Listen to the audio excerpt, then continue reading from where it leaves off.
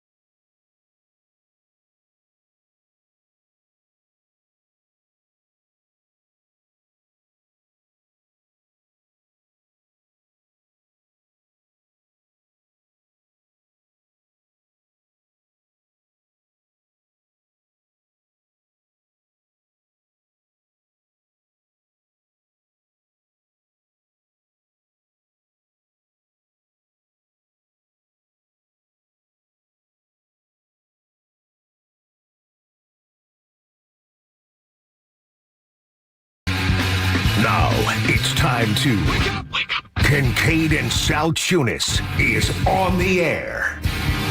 Broadcasting live on the Fanatic app and YouTube channel. Here are your hosts, John Kincade and Andrew Salciunas. 97.5 The Fanatic, Philadelphia. And a good Monday morning to you, Antarctica or Alaska, wherever you want to say. I don't know if we're in Philadelphia. I don't think that's true. I don't believe that Radio Man is accurate saying that we are in Philadelphia right now, Johnny. Good morning.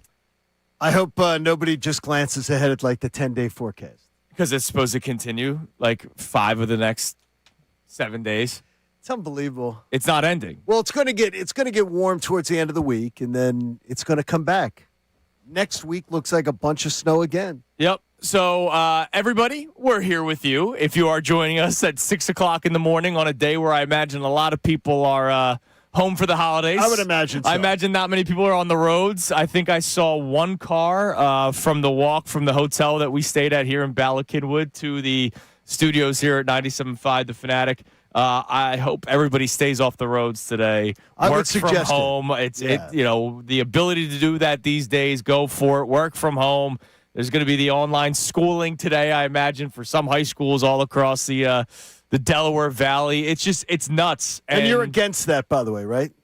Yeah, I like kids having actual school days or snow days. Yeah, but then they have to make it up, right? Yeah. Didn't Christy just have to make up a day because of that? Yeah, so be You don't it. want them to have to do that. So be it. The all out of nowhere day off is better than the planned day off. That's how I look at it. I'd rather wake up because I can think back to my days in high school. John, it's not that long ago. I could think back to waking up this morning and opening up my curtains and seeing all that snow and not hearing my mom's footprints.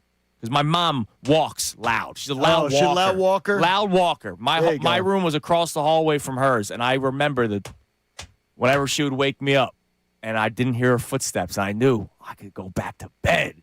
And that's a beautiful thing. It is a good thing. Yeah, it is a good thing. If you can do it, you can do it. I'd rather do that. Online schooling during the snow days is ridiculous. Anyways, look, we're going to talk a lot about the snow today because there are two giant stories if you live in the East Coast of the United States of America. All right?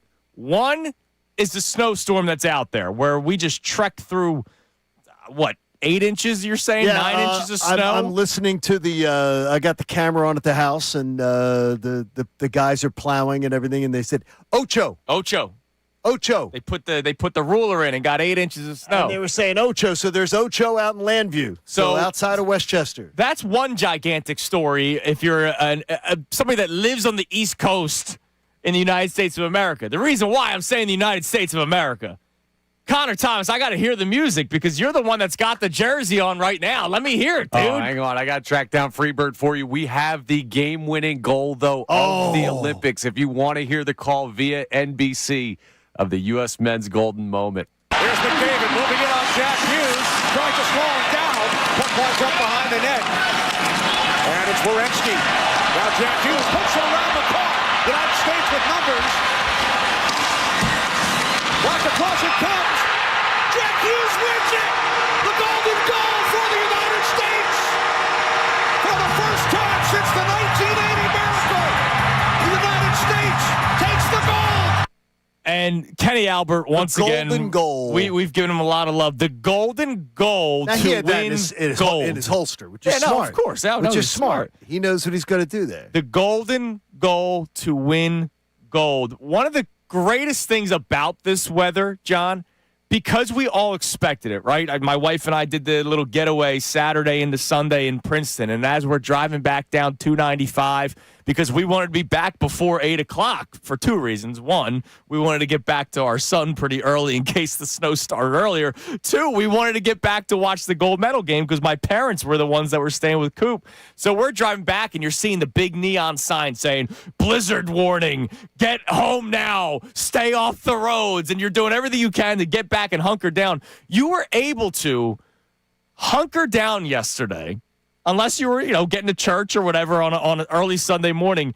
But there was nothing to do. You were prepared to stay home, right? Like everybody was already boozed up. They already got all their beer in the fridge, all your wine, all your liquor was all set, ready to go because you knew the snowstorm was coming last night. You had your food ready, your non-perishables ready.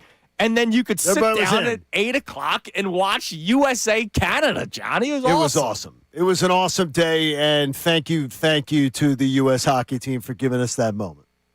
And thank you to the Tears of Canada, which just sort of add to it a little bit. When someone's a bad sport and losing, it actually adds to it a little bit because it just is I can't get over it. I can't get over it. It just adds. It was so great. But all the bad sportsmanship just makes it all the better. Well, when you know the rules going in, right, don't complain about them afterwards. because if they won via those rules, They would not be talking about the rules. They would be celebrating their gold medal, and they would be insufferable people about it because they are insufferable people about their hockey. Absolutely awful people about their hockey. Remember just last year when Justin Trudeau was telling us, you can't take our game. Like they pull it. well, we took the gold. Yeah, well, guess damn what? it. Guess what? And then you got. Oh. There it is. There you go, Connor. Insufferable. Good. Well, now we get to celebrate it and be Exactly. insufferable. Screw Canada. Dude, there was this guy on Twitter yesterday crashing out. I mean, all-time crash out. His name is J.D. Bunkus. What was he crashing out He's about? the host of Leafs Talk for Sportsnet, and he has a podcast called the J.D. Bunkus Podcast. Here's just one of his many tweets that he put out there yesterday, Johnny. Honestly, if you're an American celebrating that win, you're a casual who doesn't know puck. Oh, really? Totally fine. Grow the game. You're such a loser, dude. Whoever thought the gold medal game should be 3-on-3 should be drawn and quartered. Uh-huh. Well, that could be another issue. And as long as he had shows on that and discussions of that before the gold medal game, I'll give him all the credit in the world. If on his podcast or on his shows, he said that should never happen, I'll give him all the credit in the world. If he's just whining about it because the team that should have won 3-on-3 should have been Canada. Yes. Are you freaking kidding me? Because they have arguably the three best players in the world on the ice at the same time. Maybe if they had known their defensive assignments, they would have actually covered the ice properly and won the damn game. By the way, one of his other tweets, biggest fluke in sports history. Yeah, fluke. Congrats to the Americans. You never beat Sid when it counted, and you needed a 3-on-3 bounce. All-time crash out from the Bunkus, and I'm sure many other Canadians. Our lovely neighbors up north. Sorry. I saw the tweet for the women's team, silver signs just as bright. Did you guys see that tweet? Yeah, I did see that. Isn't that funny? That is one of the weakest tweets I've ever seen. Silver shines just as bright. That was about the women's team that lost earlier in the week because who beat the women's team to win gold? That would be the U.S. again. Damn right, baby. It was. And the thing is, it's once again, it's the U.S. stepping up and bridging the gap. Now, look, this doesn't mean you've surpassed Canada. No. But on the biggest stage, you've caught them. You've drawn even with them for temporary. And on in the recent memory, you've played them very, very well and very, very even. So their sport is no longer the dominant thing that they can say we're so much better than the rest of the world in. And that's a great, great thing. They're still awesome. Their team is still awesome. They were literally in the gold medal game, of course. Now they're poor losers. Yeah. Very poor losers from the head coach, John Cooper. What a loser. What a loser. What a loser. I mean, seriously, that is such loser energy, and then I'm thinking this. I want an official statement from Dylan McKinnon today for the entire McKinnon family. On behalf of the McKinnon family, because that was a disgrace what came out of Nathan McKinnon. Nathan McKinnon, quote, you be the judge of who is the better team today. Oh, stop. Okay, with You it. lost, dude. I don't know. us. Look, I understand that we've reached a point in society here in the United States of America where we have reached the participation trophy award Yes, society. and we have. Maybe that's what it is in Canada. The look at it, we were the better team today, even though we didn't win. Like, can you hang a banner saying we were the better team today? Could that be something that is hung in one of the arenas in Canada? Well, they keep giving out the MVP award in finals that they lose and the Olympics that they lose to a Canadian that is on the losing team, which continues to baffle me. How they're giving out the MVP award. It's like we're going to pat you on the head as we give you your little beanie babies. Yeah, the Beanie Baby. I like it better that they gave the MVP to a Canadian player. Why? It just gives us even more fuel. It's just like, hey, you enjoy that? How about You the having a good time with your MVP How about the award? beanie babies? Can you get more loser energy than the beanie babies? Well, that's an Olympics thing. Yeah, I mean, yeah, seriously, they've always been doing that. Stop with the beanie babies. By the way, the Bunkus, the guy that was crashing out, credit to Nick Picone, who does a great job doing content in the Philadelphia area. He's a big Is This You guy. Yes. Oh, yeah. Where he grabs the old screenshots. How about J.D. Bunkus on January 4th of 2023? No greater American hockey tradition than losing to Canada, making excuses, and being poor sports about it. Oh, Bupkis. Just 2 years ago, the Bunkus is talking about exactly what he's doing right now. Oh, so it's not Bupkis. No, it's Bunkus. It's Bunkus. All right, so look, today's a day. It's a wonderful day. Today's a day. The mood is light. And God bless All right? you, Jack Hughes. Yeah, exactly. Jack Hughes, golden goal, man. Jack Hughes. We're going to have fun today with the snow. If you are awake and joining us here on Kincade Salciunas at 6:11 in the morning, you are a diehard fan, and we love you for that. Thank you so we much. We appreciate you being a part of it. We will be here with you all day long, until we hand things over to Middays with Marks. Johnny Marks, smart of him and his family. They are going to They're in Disney. they're in Disney. They left early. They got out. Smart. My neighbors, unfortunately, were going to Clearwater. They said, we're going to push our flight. Oh, boy. The going down earlier was probably the correct decision because I don't think my neighbors are getting out tomorrow either. The correct thing is always, if you're going to warmer weather, get earlier. Go earlier. Give yourself an extra day. Who cares, right? Go have an extra day. Go.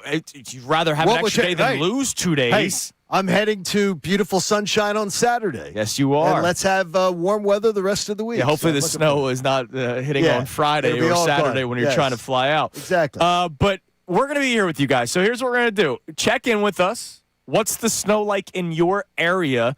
My family, unfortunately, the power went out, so we're going to figure out a way to get together later on today, whether it's staying down the street again or find another hotel in the area because Coop needs his toasted waffles.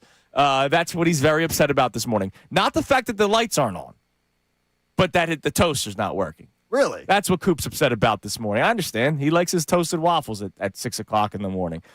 So we're here with you. Tell us what's going on around your area. Check in with us. Be a part of the family like you are every single day. We appreciate you. I see YouTube's already buzzing. And fun stories, too. Like, there's always some fun stories when a snowstorm always brings on sort of neighborly activities, neighborhood activities, things like that. Well, now let me ask something, because this is a human question. This is non-sports related. There are some things today that I just don't care about when it comes to sports. What's that? Right now, they're discussing shoveling at 3 or 4 o'clock in the morning. Is that allowed? You're waking up your neighbors. Wait a minute. Does someone have to get out? Good question. Yes. If someone has to get out, yes. Some people have to get out. Some people have to live their lives. So shoveling is perfectly fine. What if you're home for the holidays? You're not leaving today. No. You can't go out there and shovel because you're your neighbors. No, you cannot do that at that hour. Like that damn sound of iron hitting the sidewalk. Now I live in a neighborhood where they do that for you. Congratulations on your success. Thank you very much. And hey, with this much snow, we'd have dead people up and down the block. They bring in the little bobcat things that pull it up. Nice. So I get to watch them then they come in and they clean up after it. It looks like a mess. I mean, it's a mess. So that's out. That's going on now, though, in the middle of the night. So, but that's different. Everybody in the neighborhood, it's part of it. They got to get it done. No, you should not be doing that unless you have to get out. Yeah. Some people are and doctors. some of them are saying that their families have to get out. Yeah, exactly. Nurses, cops. There are industries. Yes. Where you're an essential employee. My Doctors. Did your wife say to you yesterday, what do you guys have to go out for? Ever once? Did she ever say to you yesterday? Because my wife's like, wait a minute, why don't you guys just run ESPN tomorrow? She goes, why are you guys going in? Because we're essential employees. We're essential, baby. When COVID was running rampant, I had the documentation that I was allowed on the roads if the roads were ever shut down. We are essential here at 97.5 The Fanatic. And you were here in the People's Republic of Philadelphia. You guys were under strict rules. Yes, we were. Strict rules. Different time, very different time. All right, so snow day related fun today. And then the Olympics. Now, I have a question off of the Olympics.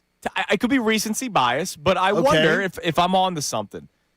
Doesn't it feel like hockey's the one that people get most excited about? In the Winter Olympics, sure. No, I mean, there's baseball. I don't think anyone really cares about the baseball Olympics. I think there's more baseball. Nobody cares. More World Baseball Classic love than baseball Olympics because the players are playing. It's not our stars. It's not our Olympics. But in LA, it will be if the players get their way. Oh, is that right? The Players Association is going to push for a stoppage of the baseball season, just like the NHL players get. Okay. Well, that would be interesting to see how that changes. Because it's in LA. They're asking for a one-time stoppage of the baseball season. Yeah. That reportedly will be in the negotiations of the next bargaining agreement. Basketball, we just expect dominance, right? Yeah. We should be dominant. I get why Serbia, they had the best player in the world on that team in Nikola Jokic, but other than that, you expect USA to win in basketball, and then there's no event for football yet. There will be flag football eventually, and I just don't think people are going to be that fired up about it. Am I wrong to think that Olympic hockey, out of all the 4 major sports, obviously soccer's involved as well, but the 4 major sports that we talk about the most on the airwaves, hockey, baseball, football, basketball, is hockey the one that people get behind the most? The people that don't watch hockey 364 days out of the year, but they'll lock in for the gold medal game against Canada. Well, the weird thing is yes. Now look, Christina's favorite sport is hockey. Yes, that's her favorite. Flyers are her favorite team of the local teams. Man, she's looking at that essay going, God, the quality of this play is so good. She's like, these players are so great. Yeah, this action is so great. And I'm like, well, I'm not being flippant, but I'm like, that's because you're used to watching a Flyers-Islanders game. I saw where you maybe have 2 Olympians or 3 Olympians in the game. I saw somebody tweet out, imagine playing for gold and then having to go back to the Flyers the next week. Well, that's a little rough, but you get it. The quality of that play was so amazing, and it was so much fun. Oh, my gosh.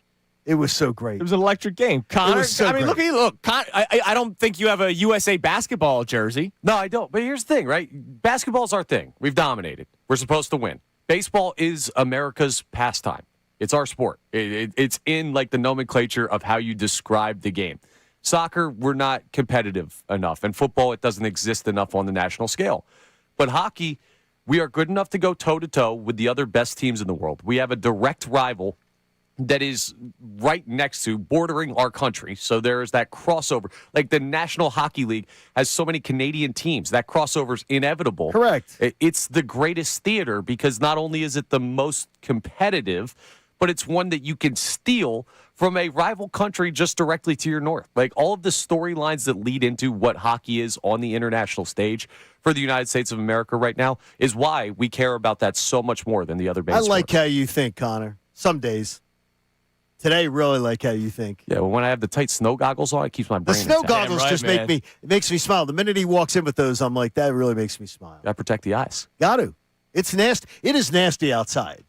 Like walking outside this morning, it is nasty. By the way, I got to ask you, because not to age you here, Johnny, What? but I mean, this is the first gold medal for Team USA in hockey in 46 years. I remember it. What was that like? Okay, it was what I will tell you is you can tell, first of all, you can tell in your family who's a liar. Right, I remember you told me this I've always story told you before, this yeah. one. If anyone tells you, oh, I remember we were huddled around the TV watching that gold medal game. We got the whole family together. Everybody was watching it. Well, first of all, it wasn't the gold medal game versus the Russians.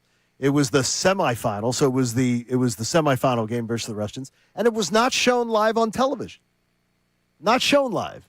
So nobody saw it live. We couldn't believe that because the U.S. had lost 10-1 to the Russians in a friendly, Right. warm-up match. So nobody thought that it would even be a game. Right, nobody thought it was going to be competitive. And it ended up being the greatest thing ever. That's where miracle. That's why I was sort of taking offense yesterday at some of the people doing the Miracle on Ice 2 and stuff. That's no miracle yesterday. That game was almost, it wasn't a pick'em, but by gambling standards, it was almost a pick'em. Yeah. That game was yesterday Canada was a slight favorite. Right. Especially without Crosby. When USA won in 80, what were the streets like? It was unbelievable. Well, Like, remember, we're talking country- it happened on a Sunday morning.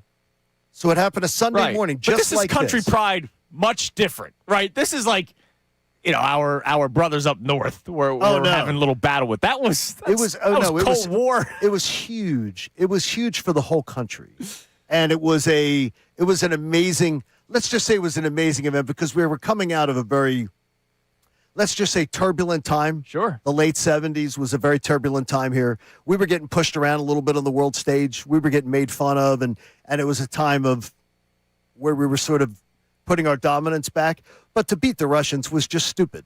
That was stupid because it never should have happened. Right. That is the Russians, and no, That's why you say, do you believe in miracles? I don't think Michaels? anybody would ever want to say it, but that was an absolute. The Russians went into that game thinking we won. Yeah. And you know And what? they got caught. They didn't. It And you was know who else awesome. didn't win? Canada. Damn Yes. right. And you Team might not USA. say it's miracle on Did ice you again, see- but I think the USA needed a miracle in net to win that damn game. Oh, he was awesome. Did you see though that the Canadian flag on the flagpole right after the game, a bald eagle landed on top of it? Nah. Yes, it did. That's got to be AI. No, it was not AI. It was not AI. It wasn't at all. I'm going to need some verification on No, this bald eagle landing on the Connor, it was Canadian not flag. AI. I mean, that sounds awesome if it's Connor, true. it landed right on it. It was not AI. I will review in the break. Allen Iverson had nothing to do with it. All right, coming up next. It had to be real. It was on the internet, Connor. We do have one local story to react to. It was nice to see after 4 straight horrific losses. And by the way, Daryl Morey continues to look worse by the day. Oh, my gosh. We'll talk about that next. We got some Philadelphia stuff. Don't worry. But we want to hear from you. Snow Day check-in. Kincade Salciunas, 97.5, The Fanatic. Now on 97.5 The Fanatic Sports Update.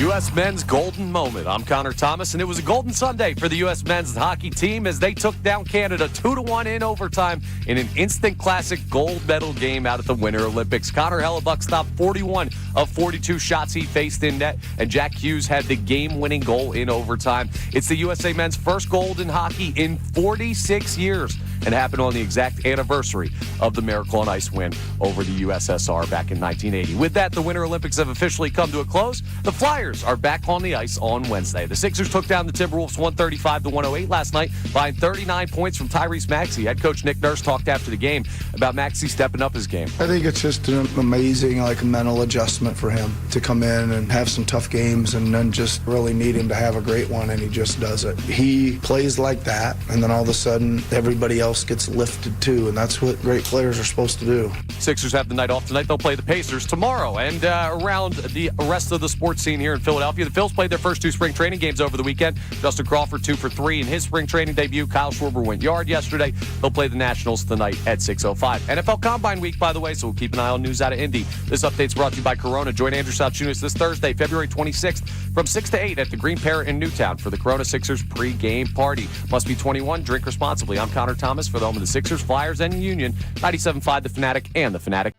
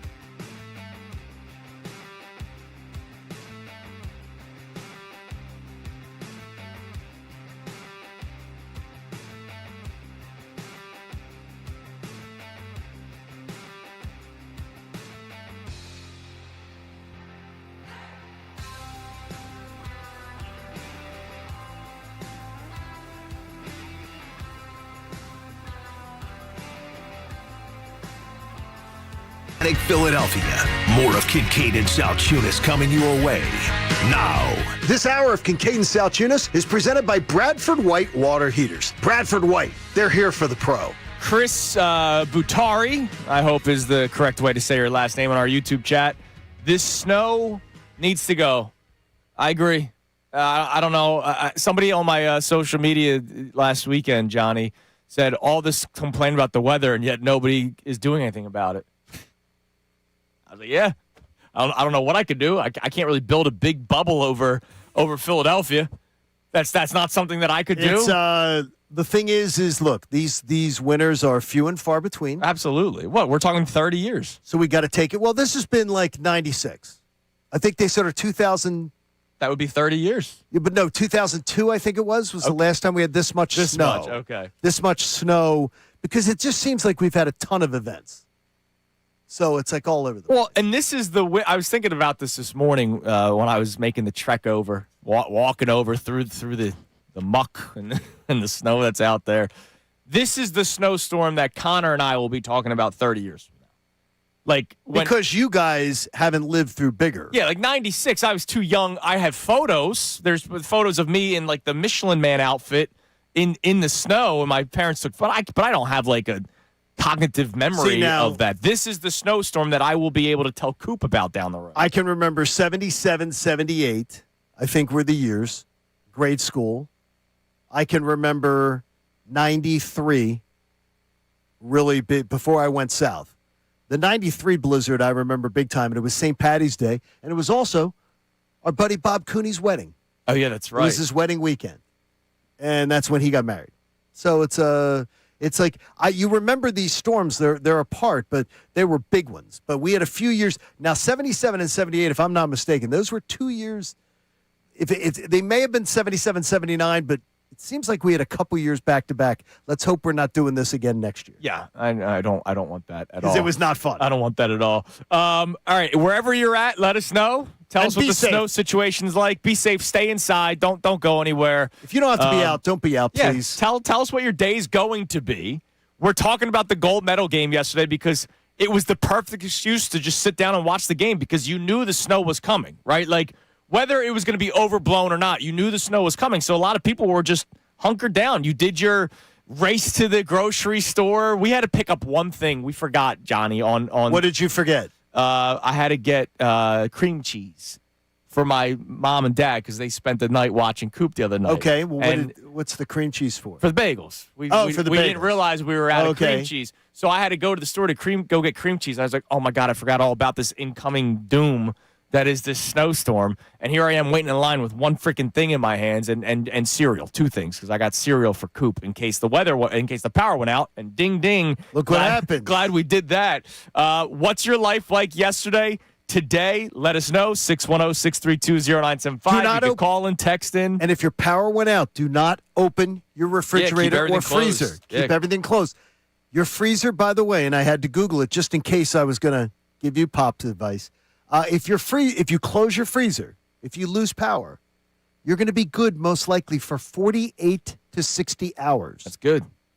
As long as you don't open it, close it, open it, close it, and keep checking on stuff. Yeah. Leave it closed. It's fine. It's airtight. Yeah, and leave it alone. All the frozen stuff that's in there, leave it alone. Frozen together. Leave it alone. The power will be back on before there's a problem, but don't go open it. By the way, your refrigerator, you're probably good too. Just leave it closed. Yeah. Unless you have to get something out of it, leave it closed. And you can always build yourself a little freezer out in the snow. Yes, you absolutely can. Used to do that with my beer back in Manioc. By the way, Mickey checks in on our YouTube chat before we get to the Sixers discussion. Says you guys should be in Clearwater. I would love to be. We would have loved to have been. But I will say this. I checked the weather this morning. It's 50 degrees in Clearwater. Oh, poor right now. things. I'll be in Clearwater any day of the week. 50 in Clearwater is better than what we have outside. But if you were making the trip to Clearwater, you want it to be in the 70s. I got you. You wouldn't. I actually would rather deal with this for the next 3 days and then go down when it's 75 degrees. I got you. You know what I mean? Like, who wants to go to Clearwater and wear the sweatshirt? I'd rather take any weather but this. I'll take any. I know you do. I'll take any but this. All right, Sixers finally win last night. Good win over the T-Wolves in Minnesota, 135 to 108. Tyrese Disinterested Maxey. T-Wolves team. Yeah, they looked it. Maxey dominant yesterday, 39 points. The left-handed jam over Ant Edwards yesterday. That's like an iconic Maxey moment, even though it wasn't like a game-winning shot or anything. But that's going to be one of those videos that the Maxey highlight reel will have forever, the dunk. Do we have the sound of the dunk from Tom McGinnis? Yes, we do. All right, here's how it sounded yesterday here on 97.5 The Fanatic. They're swarming the Sixers. Now the Sixers knocking away from Edwards. Maxey with it, into the lane, tries it up. Oh, man, he jammed it with the left hand. He rises and scores. Maxey with a jam. Yeah, it's actually amazing that McGinnis didn't do it justice, because Tom McGinnis is the best. That dunk, if you didn't see it, go check it out. It was ridiculous what Maxey was able to do. But the Sixers snapped a 4-game losing streak with that win yesterday, and 4 horrific losses. Horrendous. The Pelicans game, What are you doing? egregious. What are you doing? 126 to 111. You want to talk about a disinterested team. You lose to the Pelicans, and you give up 40 points in what quarter? Name that quarter. Ding, ding, ding, the third. The third quarter. Coaching, I don't get it. 40 to 26, they get outscored in the third quarter the other night against the Pelicans. They lose another horrific game before that to the Hawks. They lose the horrific game right before the break against the Knicks. You want to give the excuse that Joel Embiid last minute didn't play. You lose 138 to 89. It's embarrassing. And before that, the Trailblazers. You can't lose 135 to 118 to Portland. I get it. Schedule loss. Doc Rivers told us. But now that was 4 straight losses before yesterday's win. And all of this while this is going on, Jared McCain, you sold high on him, right, Daryl? You saw it? Jared McCain has been playing very good basketball for the Oklahoma City Thunder. He has been. And Daryl Morey, at one point during his press conference, I don't think he was taking a shot at Jared McCain, but I think he was taking a shot at a lot of people that may have overrated Jared McCain, where he talks about how, we sold high on him.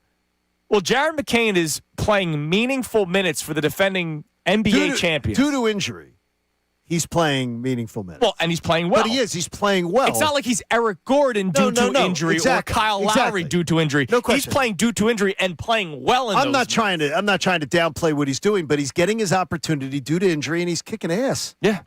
And he's looking great doing it. And the NBA show on ESPN is making fun of the Sixers with it. Wow. Because it was unnecessary. The Sixers could have used a player like him, couldn't they? By the way, in the last 4 games, so just 10 points yesterday for the Thunder, or for the Thunder against the Cavs. He was 2 of 3 from 3, 21 the night before, 13 the night before that, 12 the night before that. One of the guys that the Sixers said, all right, well, we can play this guy and he can guard multiple positions, a guy like Dominic Barlow. He's not played well since. Like, ever since everything went down, he's not played as good of basketball. He's had some pretty nice nights for the Sixers. He's a guy that's been struggling. It almost looks like Daryl Morey put the bread in the basket of certain players for the Sixers. It's not paying off for him. And Jared McCain has been playing really well. I'm not saying that Jared McCain is going to haunt the Sixers for eternity. All right? I'm not saying that at all. But it's just another one of these moments where a guy that is getting paid a lot of money, and a lot of money because of his resume, and his resume was a trade for James Harden when he was the GM of the Houston Rockets, let's face it.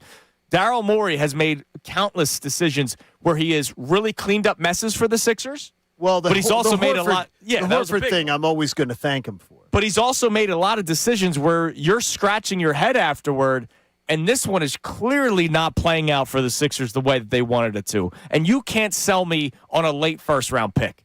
You just can't. And that was my entire takeaway once we hit the trade deadline a couple of weeks ago, that when there was not that secondary move that they needed, by the way, because, by the way, Joel Embiid has not been playing. You could have used that backup big that you trust more than Andre Drummond or Adem Bona, or that 4 that could play multiple positions instead of just relying on Trendon Watford and Dominic Barlow. Okay, because Paul George is in here. Can we get to that story, though? What's going on? I don't know. Same old, man. If it was a playoff game, would have played. That's what Nick Nurse told you. Yeah, I'm tired of the double talk with the Embiid crap. We can't. This organization cannot give you a straight answer, and the people deserve something better. They really do deserve something better. They've been down the road enough with this, over and over again, to have to deal with this. That it's now we're not going to get a straight answer again on this whole Joel Embiid stuff. Yeah. What's going on? Well, and here's what's happening. He's making decisions this year, which I don't totally despise that. But, I do. But when not knowing at all what like is he back next game? Is he back the game after that? Again, when you're telling me he could have played if it was a playoff game, all right, does that mean he could have played well if it was a playoff game? Because how many times have we heard that in sports? Well, like Kirk Gibson was able to play in a playoff game. Now, he had a home run, one of the biggest home runs ever, but he was hobbling. He was able to play if needed. If Joel Embiid is playing if needed, is he playing MVP-like, 35 points a night? Or is he just a body that's on the court? That's the part that I need to have answers about. I don't care that he says, I'm not myself, I'm going to sit this one out. I'm okay with it because you need really him to be. Are? What other options do you have? Okay, here's what I say. I'm okay with them sitting it out, but I want an explanation as to why you're sitting it out. If we're not getting an explanation, it's just a bunch of more double talk, and I'm not okay with it. I want to know what the hell's going on. And everybody who buys tickets to this team, everybody who supports this team, has a right to know what is going on. Yes. And to me, it's more of the same. It's this house of cards that all surrounds his health, and then they don't want to tell you what's going on. It's ridiculous to me. Yeah. And it's exhausting. It's a bummer. And it was such a good January was awesome. It's been such a good season. Embiid was playing great basketball, and I have done everything to be supportive. Yeah. I have been all in on being supportive. And this is just terrible. This is awful. And it's awful to the people who buy the tickets.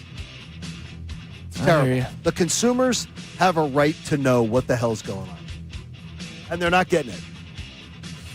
All right, coming up next, I already see some comments. Here we go again. Jared McCain, Reggie Miller 2.0. Stop it already. It's insufferable. Yeah. Nobody's overrating Jared McCain. We're just saying that he's a young player that could actually, He could have helped you. Could have helped you. Yeah, exactly. And Daryl Morey believes he's sold high on him. Uh-huh. Nobody else does, but Daryl does. Good job. Don't let the Sixers – look, who was it on our YouTube chat? You have a bunch of letters and numbers. Don't let the Sixers off the hook is all I'm saying. Don't let them off the hook. Yeah, exactly. They've been left off the hook way too many times. All right, coming up next, we'll check our text line for the first time this morning. How are you living your snow day? More Sixers discussion as well. It's Kincade and Salciunas 97.5, The Fanatic. From the city that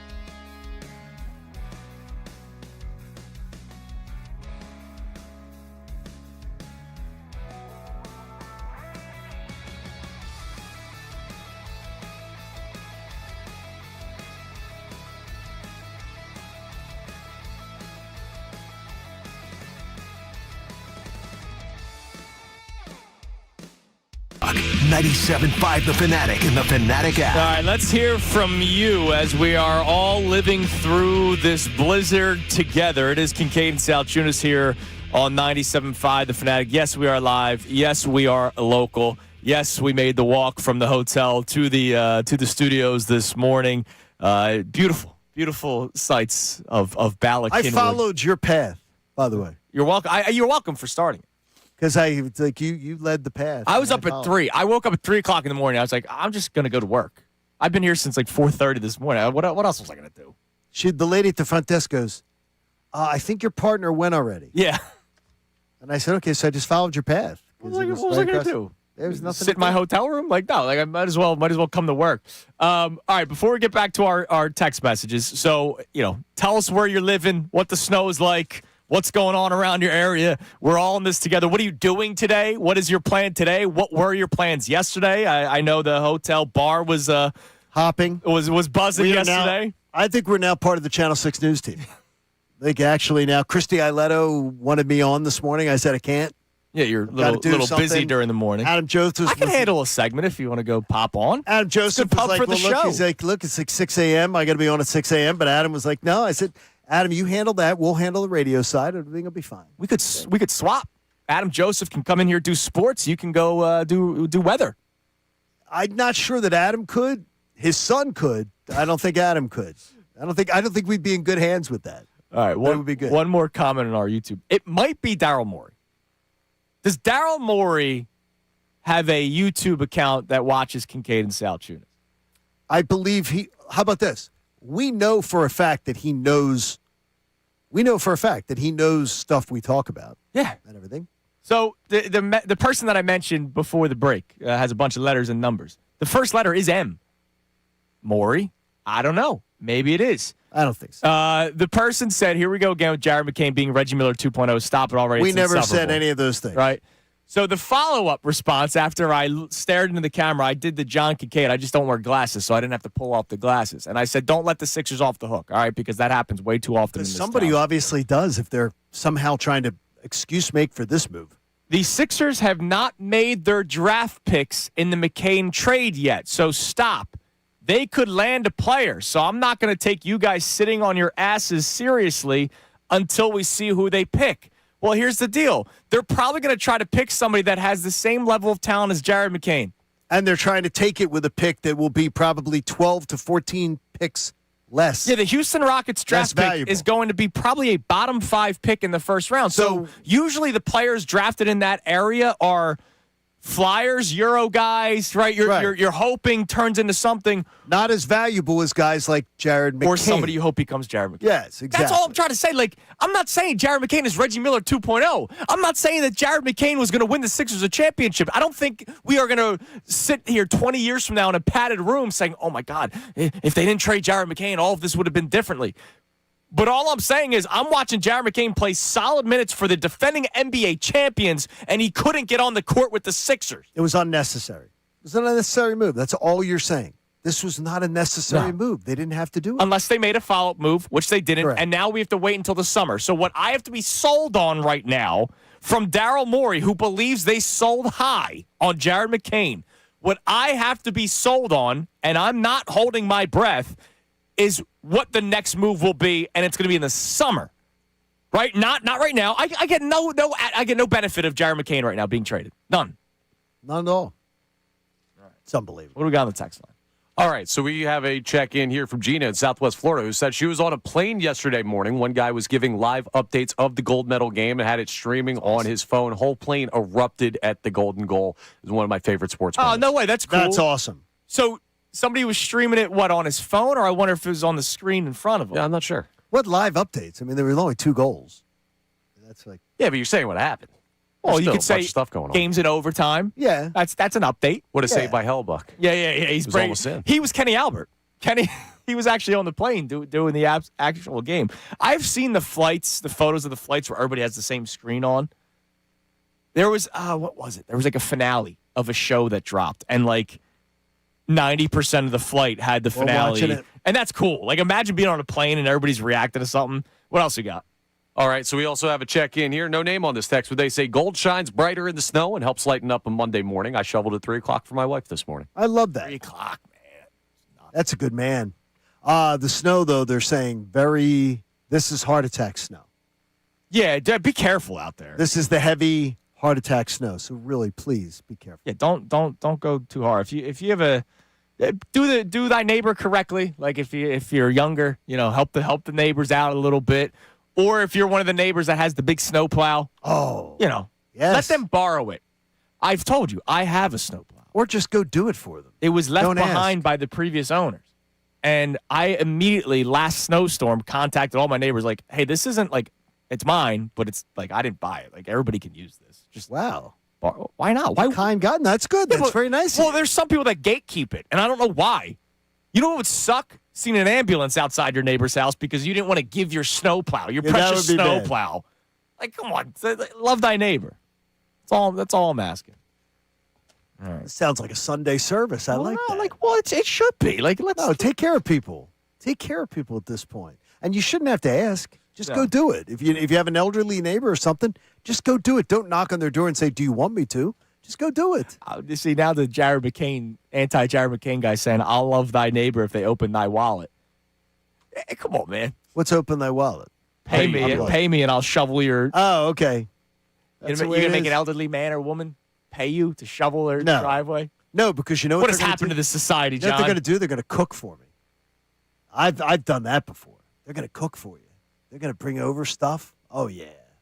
They're going to take good care of you. Yeah, come on, man. They're going to take good care of you. All right, so here's the deal.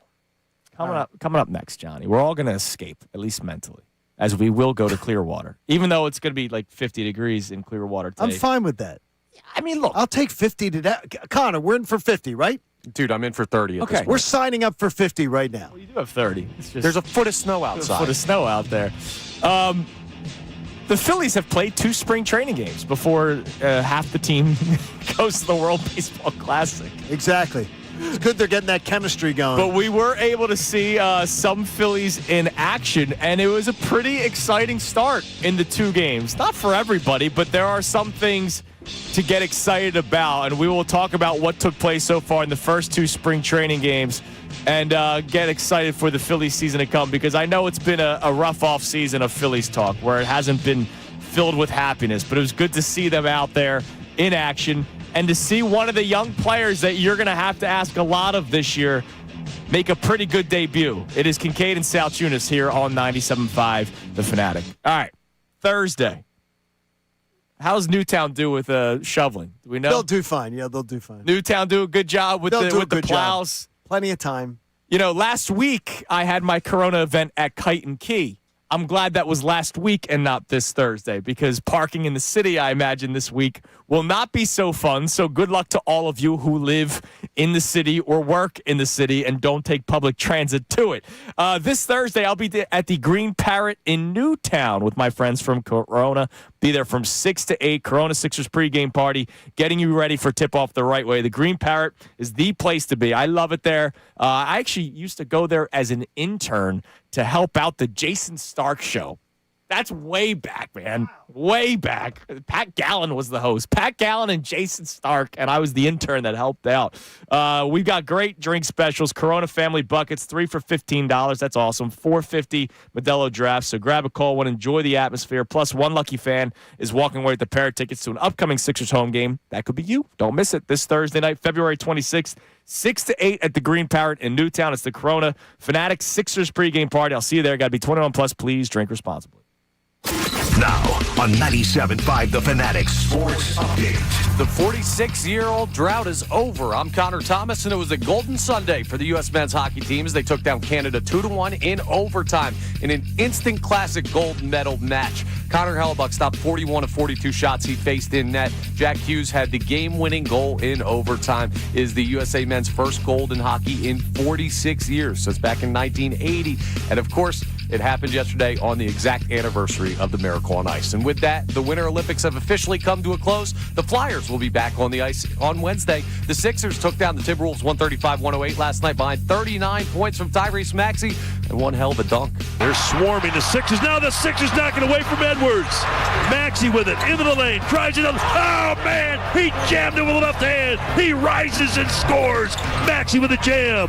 Great call by Tom McGinnis there, right here, live on 97.5 The Fanatic. Sixers play the Pacers tomorrow night in Indiana. The Phillies played their first 2 spring training games over the weekend. Justin Crawford 2 for 3 in his spring debut on Saturday. Kyle Schwarber went yard yesterday. They'll play the Nationals tonight at 6:05 p.m. And it's Combine Week in Indianapolis in the NFL, so we'll keep you updated on all the news that comes out of one of the bigger offseason points of news. This update is brought to you by AutoZone. Get in the zone with AutoZone. The free AutoZone Fix Finder service can help troubleshoot the likely cause of your pesky check engine light for free and get you back on the road. Restrictions apply. Get in the zone with AutoZone. I'm Connor Thomas for the home of the Sixers, Flyers, and the Union. 97.5 The Fanatic and the Fanatic app.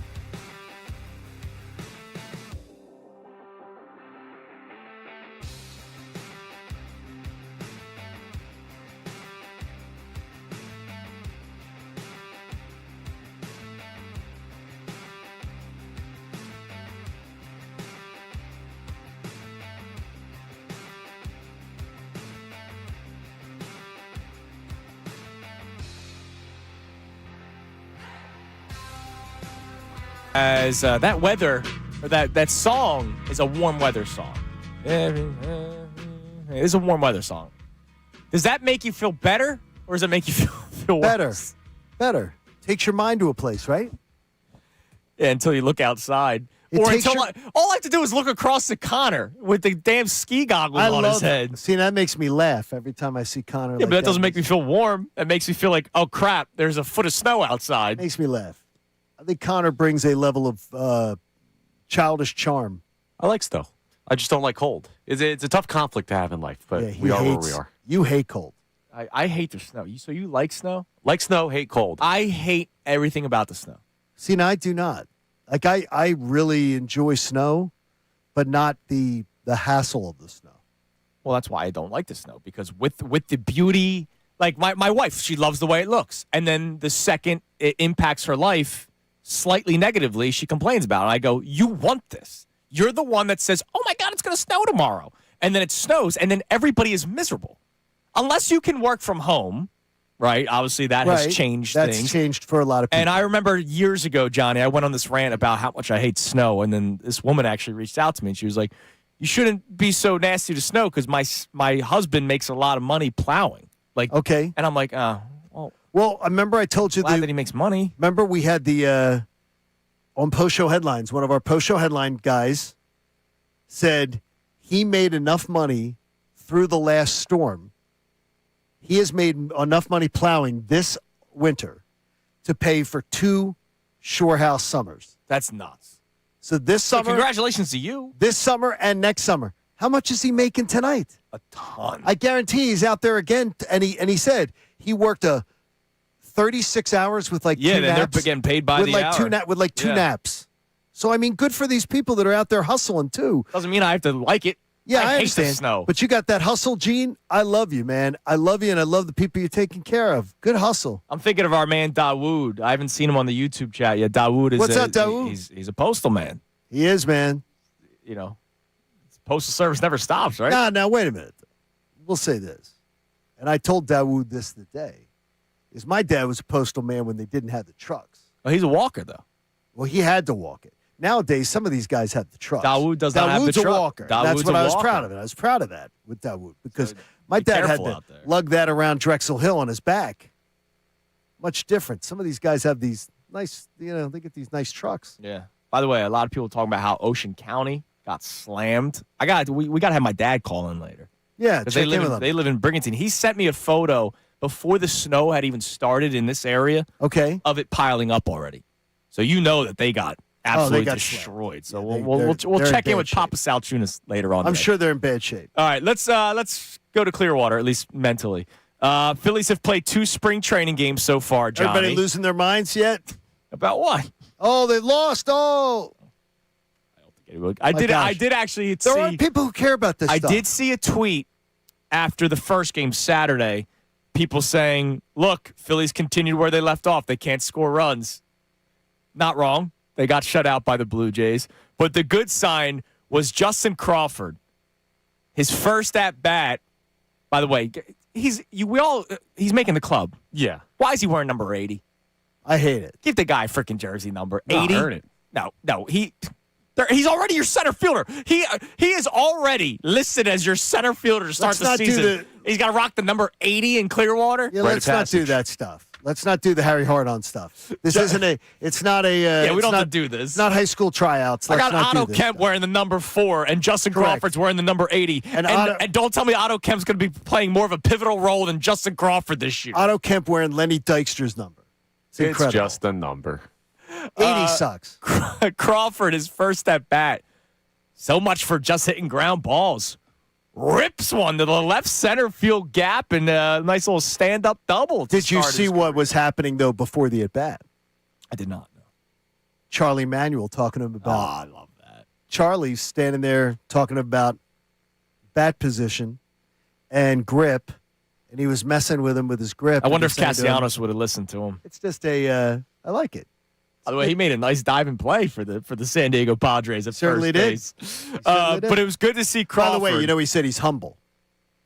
good. He put it. The Castellanos said he's humble. Yeah, good. It's interesting. I'm glad he deserved a little slice of humble pie. I don't believe he's humble. I don't believe that for a second. Good job, Nick. Sell it to the Marines. And then yesterday, And I like Nick. No, I sell do it, too. Sell it to the Marines. game 2 of spring training, game 1 for Kyle Schwarber, and he hits a 438, I believe was the exact total, 438-foot bomb. Oh, it was a bomb. All right. He picked up right where he left off. Well, game 3 of the NLDS because the other games he did absolute He squat. did nothing. Yeah, the other games he was asleep. But he picked up where he left off in game 3, hitting the big home run yesterday. So it was nice to see some of the everyday players.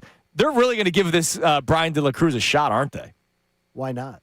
I mean, you have to. You have to. Remember, he's competing. We had Charlotte Varnes on last week. She straight up said, I wouldn't just write in Otto Kemp now. Which really got Johnny Marks upset. I know, because he's in the auto zone. Get in the zone. He's in the zone. It's unbelievable. How do you feel about that, Connor? Because you were Mr. Otto Kemp could hit 25 home runs. We never talked about this last week because we had so much going on. Otto Kemp not even destined, not even a clear path to being your platoon left fielder right now. Yeah, it's fine. It's a good thing. Like, he's not an all-star caliber player. You told me he right could now. hit 25 home runs in a season. I said his power over the past couple of years indicates he has that type of pop. At least he's shown that. So wouldn't you be upset that he's not getting the shot? No. Why not? No. Listen, believing in the upside of a player doesn't mean that I'm related to the player. I have the player's jersey. I think the guy's a better player than you give him credit for. But Brian De La Cruz has had some really good pop seasons or moments with the Marlins at the major league level. You should give the guy a look because if he's still got something in the tank, left field isn't solved. Like, you're still trying to figure this out. Like, liking the player more than you like the player doesn't mean that they're God's gift to baseball and he has to play in left field. So we'll see how it plays out. I still think Kemp is your better option there, but I'm not going to say, like, bury Brian De La Cruz. I'm not trying to bury Brian De La Cruz because he's actually has a season of Major League Baseball where he wasn't like horrific. Right. Yeah, exactly, which is why he should get a shot. I'm glad the Phillies are giving him a look. Just in 2024, look, 233 batting average isn't something to like celebrate, but he hit 20 home runs. Like he's got 20. He has 20 home run pop in Major League. That Baseball. was 2024. 2024. Yeah, last year he played 16 games for the Braves. Okay. But just 2 seasons ago, he has MLB. I know, right? Like this isn't a projection. Right. I know because it has happened that Brian De La Cruz has 20 home run power in Major League Baseball. That is correct. So maybe it's a decent signing. You are not having to do any kind of crazy projections to do that. No, he's just there. All right, another nugget from Clearwater. Bryce Harper. Do we have the audio? All right, so Bryce Harper was on the NBC Sports Philadelphia broadcast. They aired the game yesterday. Not all games, obviously, are going to be aired on NBC Sports Philadelphia, which is sad because, what else are you showing? Like, put the spring training game on. Not a penny pinch. Yeah, just put the spring. Come on. Like, people are going to watch, by the way. By the way, people are going to watch more than they watch anything. And by the way, your crew is down there. So if you have the bodies to do one game, you have the bodies to do the next game. You're paying for them to be down there. I'm sure it's in the budgets. It's budget cuts. It's things like that. Just saying. I know people will watch. I know I will watch. Well, especially when you're stuck inside and there's crap like this going on. Yeah, like air the freaking games. Whatever. But if they just let us make all the programming decisions, we'd be be smart. a much better world. Bryce Harper, I do like that they do this early on in spring training. They put the microphones on with certain players. Rob Thompson at some point will be interviewed during a game. This was Bryce Harper. I don't know if he was supposed to say what he had to say, but he was speaking of Aiden Miller and speaking highly of him. He also let something slip. Yeah, if Miller could get off his butt and get in the game, that'd be nice. I'm just kidding. Aiden, I'm just kidding, buddy. I need him to get healthy because he could help us by the end, obviously. But no, I think. Why did he do that? He needs to get healthy. And, why did he do that? And everyone's going, huh? What do you mean? Healthy. What do you mean needs to get healthy? Why did he do that? The Phillies have said nothing about an injury. Well, and then eventually the reporters put out what it was a back issue that they're saying with Aiden Miller, like a tweak. Yeah. Tweak of it back. And obviously, I think by Harper's tone, it's not serious, correct? No. He was saying he's just got to get him out there. Right. Now, what's interesting is Bryce Harper, and we joke around, Bryce the GM. General Manager Bryce Harper. Right? Like, which is a thing. He's talking about we need Aiden Miller to get healthy because he can help us. Uh-huh. I don't think Bryce Harper is saying Aiden Miller can help us in 2027. No, he's saying he needs him this year. Yeah. He does need him this year. Is he going to play? Yes. Remember, we read the article from Cole Weintraub, who covers the Phillies for NBC Sports Philadelphia. Obviously, in the press release, his name was mentioned because he's getting a little bit of a bump in terms of his role at NBC Sports Philadelphia. Yeah. And he wrote the article where it was the 6 bold predictions, and they were bold. Some of them were really bold. I don't think bold was actually the right word. Some of them were like, Cole's young. What did you smoke before Cole's writing young. this article? He was a little outlandish. Some of them were bold, but you know what? Though it was a well-written piece, and it was fun. He had reasonings behind it. One of the bold predictions was Aiden Miller will be an everyday starter for the Phillies after the All-Star break. My first thought is, well, where? Now, we talked about what if there's an injury. It's not like Trey Turner's getting any younger. Alec Boehm has gotten banged up in the past. But that means he's an everyday player playing well, and you can't take him out of the lineup. Is there plans that Aiden Miller is going to be with the big league club at some point? Because this Phillies team is very hesitant to do so. We heard all about how Justin Crawford was going to get called up last year, but they couldn't find a place to play him every single day. And they're petrified to call him up. So what are they going to do? Have Aiden Miller come up and sit? Or if they call him up, is he going to play? Got a good club. I mean, he's like, I don't understand what they're doing. There's a lot of there doesn't seem to be misdirection, though, with Aiden Miller. No, they seem to be saying he's going to be here. So is there something imminent? Could there be something imminent? Could there be a move imminent? No. Right. No, there could be. I don't know. Is there? Could there be a move imminent? No, they're not trading to make room for Aiden Miller to make the team out of camp. That's not what's going to happen here. But he's been at such a level that at some point he's going to force their hand. I don't think the Phillies know what that's going to look like. They don't have to make a move to make it for Aiden Miller. They can make a move and they can bridge Sosa at third till they're ready for him. They have players they can bridge till they're ready.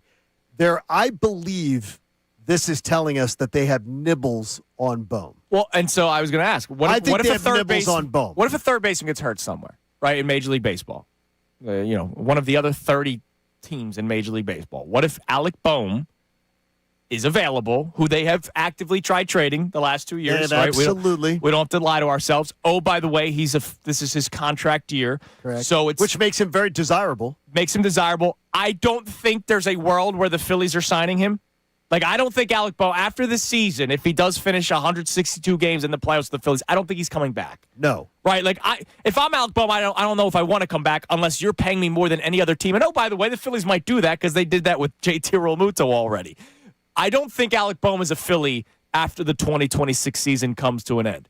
If a team has an injury and there's an former all-star third baseman that's been on the block the last 2 off seasons, and it's in a contract year, so it's a rental, you take it in a second. Would you do it? And you would. If the Phillies would move on from Alec Bohm. And by the way, that means the team would be desperate and they would probably pay a little bit more. I would do it. Yeah, I'm not doing it. This is the same conversation to me as what we had about Ranger Suarez all year last year. Yeah, I told you guys it was crazy, and they didn't do it, and they made the right move to not do it. It's the same thing. You're in a World Series contention window, and trading away a guy that was an all-star starter at third base 2 years ago is not helping you win this year, right? It's not helping you win in the 4-hole either. Okay, I understand, but you trade him away, and then you're what, going to go with a kid that's never played at the major league level? It's risky for a team in a championship contention window. You're doing that in center field right now. You're doing it in center field out of almost necessity. You didn't have a clear option there. Oh, he did. You could have signed Harrison Bader, and you had a clear option. They decided they didn't want to pay him $15 million. And considering what nonsense you were willing to pay JT Realmuto when nobody else was willing to pay him it. Because they have to go to bat for Brandon Marsh still. Because they still have to try to sell the trade to Logan Hall. But that's what they're doing. That's what they're doing. Bader's not Bohm. Bader's not as good as Alec Bohm is at the sport of baseball. People won't like that because we like Bader, we don't like Bohm, but Bader's not as good of a player. So you're not just going to trade away a dude that you've been comfortable with at third base to a certain extent. We know what his deficiencies are, but he's still a damn good baseball player. Bader just had there's been no trade market for Bohm at the same dollar value as Bader. Bader just got a multi-year deal at the same dollar value anybody could have Bohm. So how can you tell me that so confidently? Because you're signing Bader, you're not trading for him. But I'm saying is, I don't believe your confidence of what the Major League Baseball thinks of Bader and Bohm. I don't agree with your assessment because teams are willing to give him a nice deal, and he had multiple teams that were interested in him. Yeah, but Alec Bohm is a under team control former all-star starter. Like the guy's hitting 280 and nobody's wanted him. Career. No, nobody's wanted him at the Phillies price. Saying nobody's wanted Alec Bohm, you're not seeing what's going on here. Then tell me what you think the Phillies price was. I don't know. But it was exactly. Too high. So we don't know. We don't know that it was too high. We don't know that it was. We don't know that they've within a contract year, Connor. We don't know that it was. They were saying, take them off our hands. Right. If you're going to play that game of we don't know, then you can't say no one wants Alec Bohm. There is such a market value of Alec Bohm's value in baseball. I would confidently say is very slim. That he doesn't get buzz. He doesn't get buzz as a major league player. He's not a major league player that teams are like, man, he's a look. You would be hearing about him being listed as a potential free agent for next year. Hey, Alec Bohm, potential free agent for next year. Nobody's saying that about Bohm. He's not that kind of guy. He doesn't have, I mean, it is February. I got you, but there are those articles out there. Looking ahead, yeah, he doesn't have that. There are articles out there for next year. Who will be the free agents? Week 1 of the NFL season's going to happen, and you're going to have mock drafts being posted. And people are looking ahead all the time. And he doesn't have Alec Bohm doesn't have that kind of like, wow, man. Look, I'm just curious. Look, Bryce Harper's the one saying it. He can help us out this year. He's the one saying it. So forget how I feel, how John feels, how you feel about Alec Bohm. And Bryce is saying a lot. Bryce Harper straight up saying in that clip, like, we need him to get on the field because he can help us out. And I don't think that he's talking about the 2027 Phillies and Aiden Miller. I think he's talking about the 2026 Phillies. And if that's the case, then where are you playing him? Because right now, according to reports, it could change. Tomorrow, they could say, you know what, let's give him reps in left field, right? They could change that. But right now, the reports are that they're going to have him focus on shortstop and third base. Well, you have Trey Turner, you have Alec Boehm. One guy I don't think you're moving on from because of the contract. The other guy you legitimately could move on from because he's entering a free agency season. I'm not saying do it right now out of camp, to your point. No. But what if, I remember when Reese Hoskins got hurt, we immediately started looking at teams. This is going back a few years. When Reese Hoskins got hurt, we immediately looked at who are the teams that would move on from their first baseman. Who is the Rockies had the big left-handed bat. I forget what the hell his name was. Ryan McMahon? No, it was before McMahon.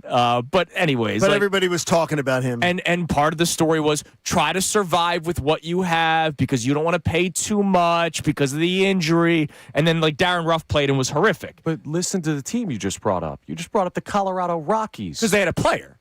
Right, but because they also stink and they're willing to move that player. The Phillies don't stink. They don't get better by trading Alec Boehm. CJ Crone, by the way. CJ Crone. Wow. That's right. You don't get better by trading Alec Boehm in a championship contention year. Could you have this offseason with who's available in free agency? You can make that argument.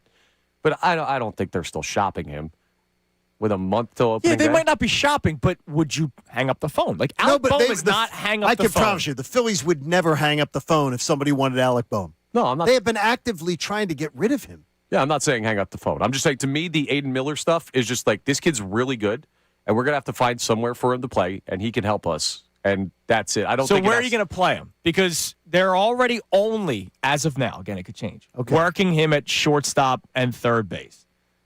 So they're telling you we don't see him as a second baseman.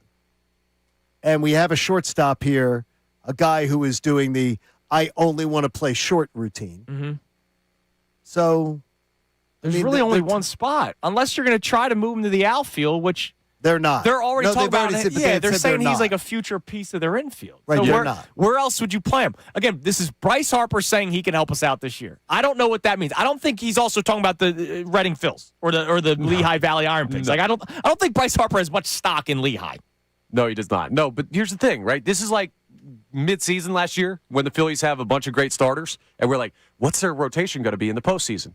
And my stance on that was always, it'll figure itself out by the time we get there. By the time we get to, because people are talking June, July for Aiden Miller for when the call-up could be. By the time we get to June or July, it's going to work itself out. Either there will be an injury that opens up a path. There will be somebody struggling that opens up a path. You will see the deficiencies in the infield that need to be fixed. I don't know about the struggling part because Max Kepler was one of the worst players in baseball. They don't call the Phillies don't wait for deficiencies. No, I'm not saying they'll do it. I'm just saying we'll know. The question of where's he going to play, it is not available today. But if you think by June or July we won't have a good idea of how he could get to the majors, there's a lot of stuff that goes wrong over 162. Okay. All right. What do we got on the text line? Are people checking in about the snow day that is upon us? That. Again, I hope all you are staying home and stay home, yourself. Get off the roads, have fun. What we got on the text line? Yeah, we got someone checking in on the gold medal game from yesterday. Nice. Saying, was at work yesterday. Me and two coworkers watching on my phone celebrated the golden goal like one of our kids scored it. That's awesome. A great sports moment. I still remember what was the year where Oshie won it? Was that 2014, I want to say? 2014. So I was working at the pool store at the time. It's a good pool, Colin. Good work. They had a big game. And it was an afternoon game, wherever the Olympics were in 2014. It happened that the game was during the day. And I was working at the pool store, during the holidays or whatever.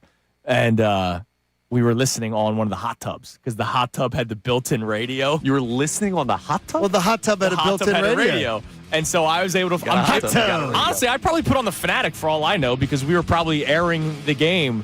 And everybody in the store was hovering over the hot tub. Everybody that was coming in for their chemicals was listening to the game. And my boss called complaining. Why? Because she was able to watch the cameras. She's like, you guys are all standing around and not pushing product, blah, blah, blah. I'm Seriously? Even the customers are listening to the game. We're Lighten trying up, to be Francis. here, lady. Seriously. She was horrific. She sounds horrific. Oh, I have stories. Coming up next, we mentioned Reese Hoskins. So did GM Bryce Harper. Is Bryce Harper happy with the roster? Who cares about what we think? Is Bryce Harper happy? Hoskins not available anymore, but was he? It's Kincade and Salciunas, 97.5, The Fanatic. Now, if you're looking for an engagement ring, check out the bridal collection from my friends at Benari Jewelers. You can check them out in Exton and Newtown Square, because if you are engagement ring shopping, you're going to get distracted because there's a lot of the latest fads out there. But here's what Benari is going to give you that's not a fad. They're 110% appreciation. How about this one for you? If you buy a diamond, let's say, just for easy math, for $10,000, that Benari diamond is going to be worth $11,000 towards a diamond when you upgrade. So think about it. Benari's going to pay $11,000 for the diamond you pay $10,000 for.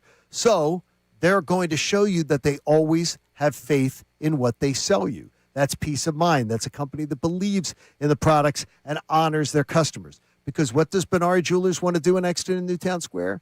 They want to create a long-term relationship with you. So if you want to trade up to a larger diamond or a different shape or something in the future, you got that guaranteed 10% appreciation. So let it sink in. When a company believes in you, they want to keep you around. They want to have you as a long-term customer. Make that relationship with your lady and with Benari. Benari Jewelers, 2 great showrooms, Exton and Newtown Square. Check them out online at benarijewelers.com. Now on 97.5 The Fanatic Sports Update. An instant classic overtime win. I'm Connor Thomas, and it was a golden Sunday for the U.S. men's hockey team as they took down Canada 2-1 in overtime in an instant classic gold medal game. Connor Hellebuck stopped 41 of 42 shots he faced in the net for the U.S., and Jack Hughes had the game-winning goal in overtime. It's the USA men's first gold in hockey in 46 years, happening on the exact anniversary of the Miracle on Ice. And with that, the Winter Olympics have officially come to a close. The Flyers are back on the ice on Wednesday. Sixers took down the Timberwolves 135-108 last night. 39 points for Tyrese Maxey. Nick Nurse talked after the game about him elevating. I think it's just an amazing mental adjustment for him to come in and have some tough games and then just really need him to have a great one, and he just does it. He plays like that, and then all of a sudden everybody else gets lifted too, and that's what great players are supposed to do. The Sixers play the Pacers tomorrow night in Indiana. The Phillies played their first 2 spring training games over the weekend. Justin Crawford 2 for 3 in his spring debut on Saturday. Kyle Schwarber went yard yesterday. The Phils play the Nationals tonight at 6:05 p.m. And it's Combine Week in Indianapolis in the NFL. Actual drills don't get going till Thursday, but it's a busy time of the NFL offseason, so we'll keep you updated on any Birds news that comes out of there. This update is brought to you by Uber Eats. You hungry? Good thing Uber Eats has a great deal waiting for you at La Scala's. From now until March 31st, get a buy one, get one free deal on Rigatoni Vodka on the app. Order now only on Uber Eats. Terms apply. See app for details. I'm Connor Thomas for the home of the Sixers, Flyers, and the Union. 97.5 The Fanatic and the Fanatic app.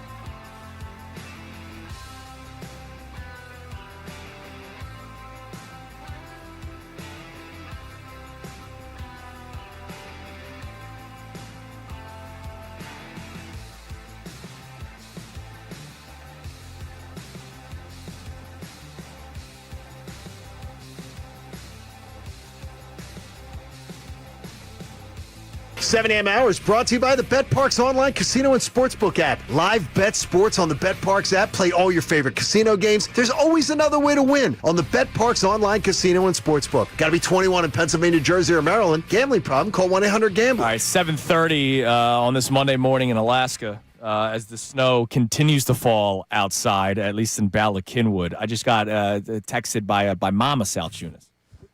What's Mama have to say? Power did not go out in Ocean County in Brigantine. That's good. Good for them. You can't speak for my family. Power did not go out, but she said my dad's going to go out and send photos soon because they got smacked. Walloped. Yeah, like they got a lot of snow. So you could text in photos, right? Yeah, you can do that, right, to the show? Yeah. So if you want to text in a photo to Connor at 610-632-0975. People can't put a photo on the YouTube chat, right? No, they No. Okay, they can't do that. That could be troublesome. Yes, it could be. Text Connor a photo of the snow. Only the snow. Or email us. You can email us, too. You can as well. We want Love to see it. We want to see what people are working with today because I heard Ocho this morning at 5 o'clock. 5 o'clock this morning out in Landview, it was Ocho. we had the trek from the hotel down the street here to work. It was fine. Walk was fine. Wasn't he? It wasn't bad. It wasn't like it was Wasn't too bad. a killer or anything like that. We survived. Exactly. What do people say on the text line? I know we've had also, in case people are wondering, we have talked about the Olympics, the gold medal game that took place yesterday morning. So cool. What were your guys' plans for it? Because Connor, I know you. I mean, you're decked out as if you played for him. Yeah, pretty much. I was ready for a shift, man. I was ready for a shift. There was a better Connor in net, though, so I let Hellebug. What were your plans? I told you my wife and I did an overnight stay in Princeton Saturday and a Sunday, and we wanted to get home early. For 2 reasons. One, there was a big snowstorm coming, and we didn't want to leave my parents behind because they had to drive to Brigantine, where it started earlier. But we also wanted to get back for the gold medal game, so we sat down and watched it. Yeah, I woke up at 7, cooked some bacon, crushed some beers, shot off some fireworks, and then I just went to So Tirnanog. you did it kegs and eggs. No, I went to Tirnanog at Center City to watch with a couple buddies. Not Canadian bacon, right? No, Of course not. Okay. No maple syrup. No, all shot, that. bro. All that was out the window. But no, Tirnanog opened at 7:45. So I was up at 7, got over there, had a puck drop, and watched the whole game. I thought that was so cool. I know PJ's, I'm a rewards member, so Sure. I got the email the night they were before. open. We're going to be open 8 o'clock. Those kind of events, it's why I love the occasional, for the Eagles, occasional London game. Because I can gear up for it. Because it galvanized, and it's a community. It becomes a community event. Yeah, I was way back doing watch parties at the then Sugar House Casino. Okay. Now Bet Rivers Casino, and it was one of the years the Eagles played in London against the Jags, and it was a 9:30 kickoff, and we did a kegs and eggs event. Like How it was was awesome. Awesome. Man. Speaking of the community, because a lot of the same people kept coming out for the watch party. The host was so good that they wanted to continue coming to the watch party. That guy was great. His name was Andrew Salciunas. And they literally had a table with the eggs. Really? Okay. Like when you're at a buffet, those big tin things that you lift up and keeps everything warm. They had eggs, they had bacon, sausage, like very like normal stuff. There's no frittatas, right? It was eggs, bacon, sausage, toast, and then they had literally a keg on ice next to it. So you paid for all you can eat and drink. You walked in, you got your food, and you filled up your solo cup. It was an awesome day. Like I can get behind that occasionally. Why'd you just say frittata, by the way? That's just really weird that you just said that. The reason why, Okay. Coops, you know how with kids, the book that you read 7 days in a row. Sure. One of our favorites together is The Very Hungry Caterpillar. Oh, I remember that. One of my favorite books to read to him. He loves all the sound effects that I make on it. But there is another book. I did not know they. But he doesn't made eat more. a frittata in that book, does he? No, but there is a Very Hungry Caterpillar Eats Breakfast. Oh, okay. So they wrote a second book, and a frittata. It explains all the different types of eggs you can make, all the different pastries you can have My for wife breakfast. as in you could relate to, my wife was exhausted with me yesterday morning, picking the food for our flight to St. Lucia. Oh, okay. Yeah. Because they give you like 3 options, and one of them is a frittata. And I'm like, I don't want a fruit plate. It's not a fruit plate. Then why is it called a frittata? It's not a fruit. It's not fruit. But I'm like, well, what is it then? It's an egg dish. Okay, well, why is it called frittata? No, it's frittata. Frittata. Okay, what is it then? But what is it? Didn't you see the spelling when you read it? No, I was being told it over the phone. Oh, A okay, that's fair. frittata is a versatile Italian egg-based dish similar to crustless quiche or a deep omelet, made by cooking eggs with fillings like vegetables, cheese, and meats in a skillet on the stovetop, and often finishing in the oven. It is a tremendous item. It is a tremendous item? No, it's good. Don't get me wrong. It's a quiche. Well, that's what I had to It's pick. basically a quiche. Because there really wasn't any. No, you'll like a frittata. Good options. I like a frittata. All right. There was a interesting report over the weekend. Yeah, how you like this? About Bryce Harper not being happy with the lineup, which, hey, Bryce, you and me both, brother. Like, I don't disagree with Bryce Harper. There was a lot of nasty discourse about the report. Yeah. Which should never have happened. Social media is a wild It place, should never man. have happened to Devin. No, it was on that it was report. horrible. Should never have happened. But Reese Hoskins' name popped up, and then literally like 12 hours later, he signed with the Cleveland Guardians. Were we really going to do this? No, they weren't. I think this is an absolute chess game by Scott Boras and by Bryce Harper. I think it's I'm going to put every bit of public pressure that I can. After he told me not elite, so I'm going to fight right back. And I'm going to say, do more. We need more. I don't disagree. Do more. Well, no. We all agree that we need more.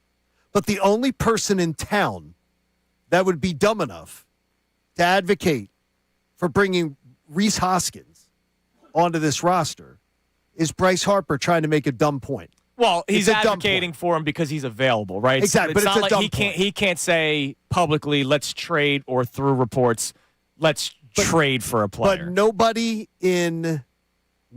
from the no, they could have. He was a free agent. He could have done anything. No, but that's why I'm saying Hoskins was the name that would come yeah, up. but I mean, he could it's have a name that people know. Yeah, but he's and allowed, a right-handed right. bat. But I mean, like the thing is he's saying, do something, Dombrowski. Yes, do something, which I agree with. That's we do agree with it. Yeah. But the thing is, him saying that name though, just is so dumb. It's just dumb. All right. Well, that's dumb. Just say it. It's dumb. It's dumb because I don't know where he would play, but I don't know. Well, then who that's else, then that's I don't why know it's who dumb. else you then that's would, why it's you would dumb. sign that is a right-handed bat. Then don't do it. Then don't do it. Wait till something else opens up. Something else will open up at some point. But that's dumb. That was a dumb thing to bring up. And I think it's the whole plot is I'm going to do everything I can to put pressure on Dave Dombrowski. And look, this is going to be it's a pissing contest. It really is, yeah. It's Bryce Harper's going to get in a pissing contest because his feelings are hurt. And he's going to get into this, and he makes no Phillies fan. Bryce got ratioed on his player evaluation. Bryce got ratioed terribly by the Phillies fan base the other day. Because I was so proud of the Phillies fan base for not being like, yeah, bring back Reese. There are a lot of people that small. are pro bring back Reese. It was very small. My question is, where is he playing? It was very small. You can't DH him. You have Kyle Schwarber. Unless Bryce Harper goes to the outfield, which he's been willing to do. It was a very small. According to reports. Yeah, please. It was the reason you got rid of Reese is because of Bryce. The manager wanted Reese Hoskins here. And the reason you had to get rid of him when he still had value and he still had a good bat was because of Bryce Harper. It's amazing that he would be the one to advocate to bring him back. By the way, that's the other thing. I'm not pining for a guy that's not played well in 2 I'm not seasons. either. Like, that's the other thing. Like, nobody was. I was so proud of Phillies Twitter. If Reese went to Milwaukee and was tore it still up. hitting 30 home runs, like, imagine being a Mets fan and Pete Alonso goes to Baltimore and hits 40 bombs. And then tears it up. Very likely, right? Oh, by the way, he already has 2 home runs in spring training. We're going to get into that later on You're the show. You're gonna have a broken heart about that. If you're a Phillies fan, it's not like Reese Hoskins has left. Jared McCain has done more since leaving the Sixers than Reese Hoskins has done since leaving the Phillies, and that was 2 years ago. Like, Reese Hoskins isn't a guy that – I love Reese. Spike. We always will love the guy – a tremendous part of the things that he did in the community. We'll always love Reese. You know, one of the more charitable guys that was on that Phillies team, especially even before they started getting the big name guys. He was the face of the franchise for a couple of years when it was a really dark time. I love Reese Hoskins, the person. I love what Reese Hoskins was able to accomplish here. But since leaving, it's not like he's done anything. No. And nobody in Phillies, the overwhelming amount of Phillies Twitter was like, hell no. What? No. But Bryce was just trying to make a point. And that's what this is all about. He's trying to embarrass Dave Dombrowski. All right. And by the way, we all agree that they need to make a move. Yeah. It's just a dumb example to use. All right. Coming up next, we have today's headlines with Connor Thompson. You have a little teaser for us? Oh, yeah. We got some fan interaction. We have a tradition we need to continue. And we have an old friend from college football that we need to check in on. All right. Oh, that good. comes your way next. It is Kincade and Salciunas live from Alaska here on 97.5 The Fanatic. Let's say part of your retirement plan is to get out of the snow. Maybe Dan White and Associates can help make that plan a reality. Maybe they can help you come up with a retirement plan that gets you down to a sunny place where you can play golf all the time. They offer complimentary, no-risk consultations where you can attend one of their educational seminars where you can go and be a passive listener and find out more about what Dan White and Associates has been doing for their clients for almost 4 decades. They're amazing people because they realize that finances and retirement can be a really overwhelming topic. But the experts at Dan White and Associates are going to help you make sense of your unique situation. They're going to help you find certainty in your financial future. So take a different approach. Let them help you stress test that retirement plan if you have one, or set you up with a budgeting plan, or set you up with a retirement plan that works for you. Get that complimentary no-risk consultation. And do it now. Make it a 2026 resolution you're going to follow through on. Check out danwhiteandassociates.com, and when you make that call, please tell them that John Kincade from The Fanatic sent you in. No hot takes, no rage bait, just the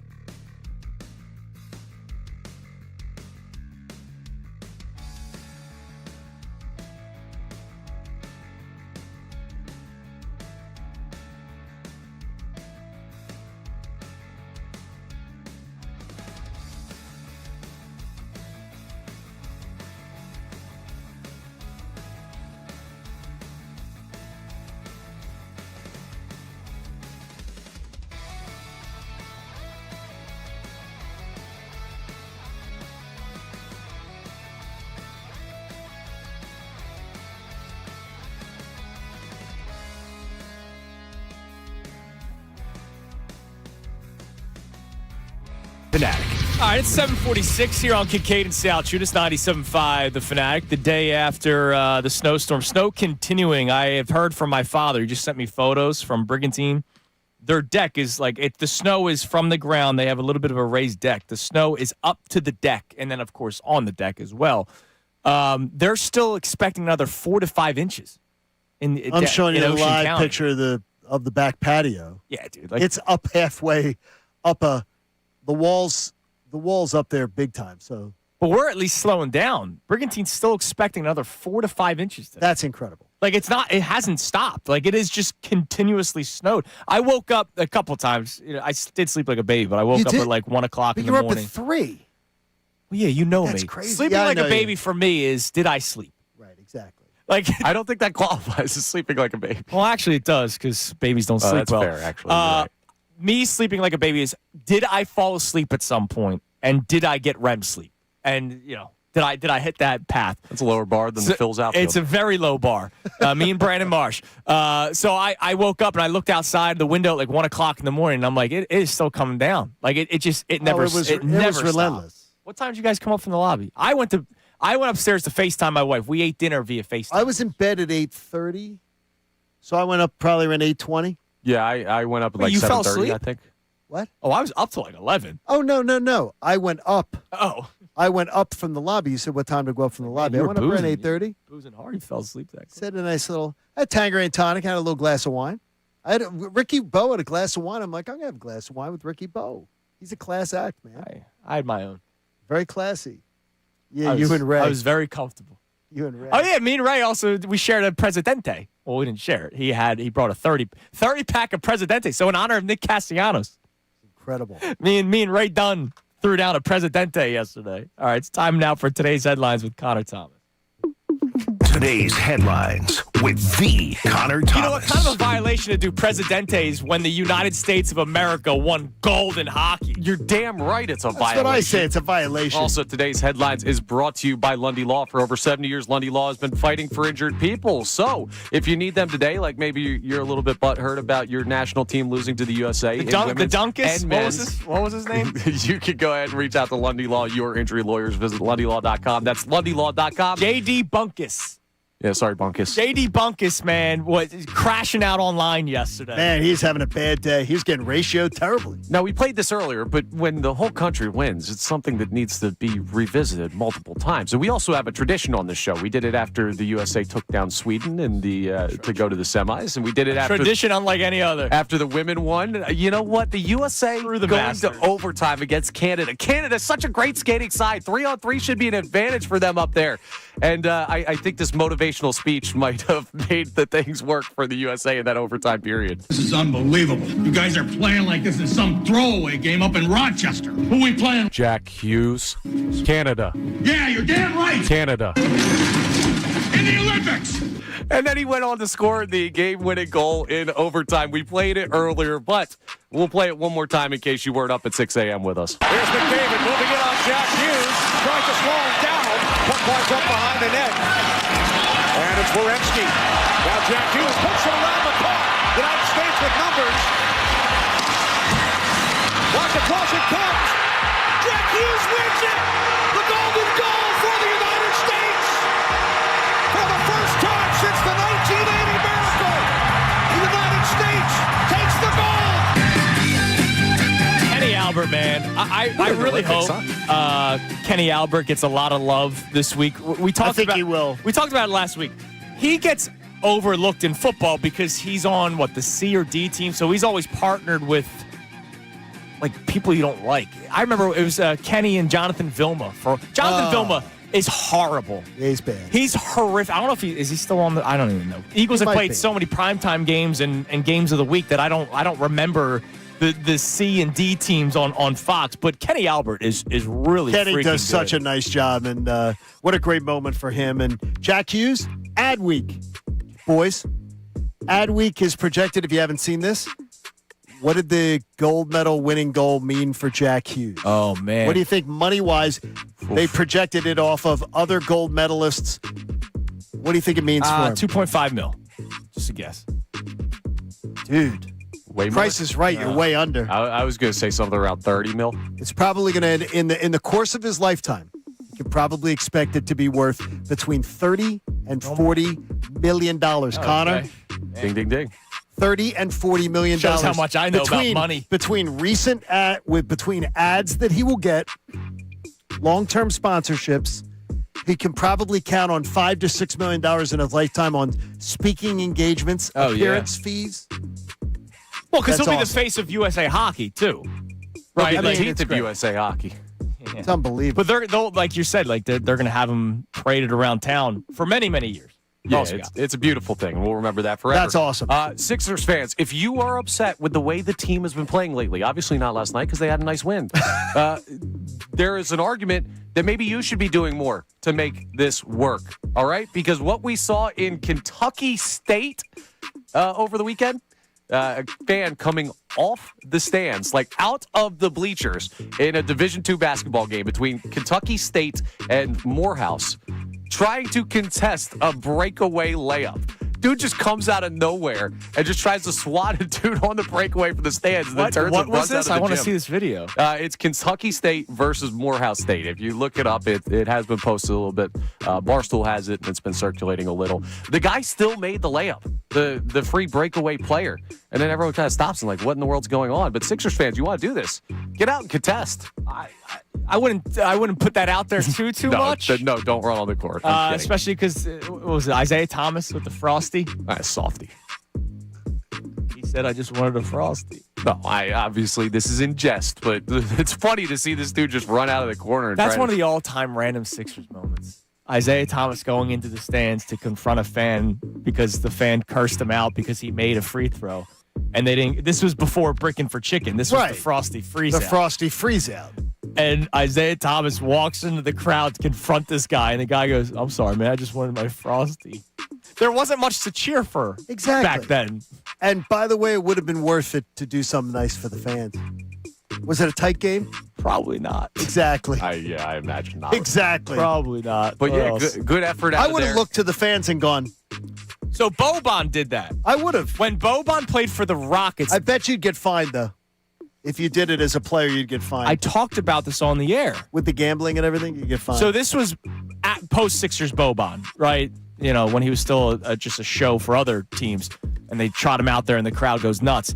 He missed the second free throw on purpose in the opposing building. He said, "I got you guys." He's doing this. I got you.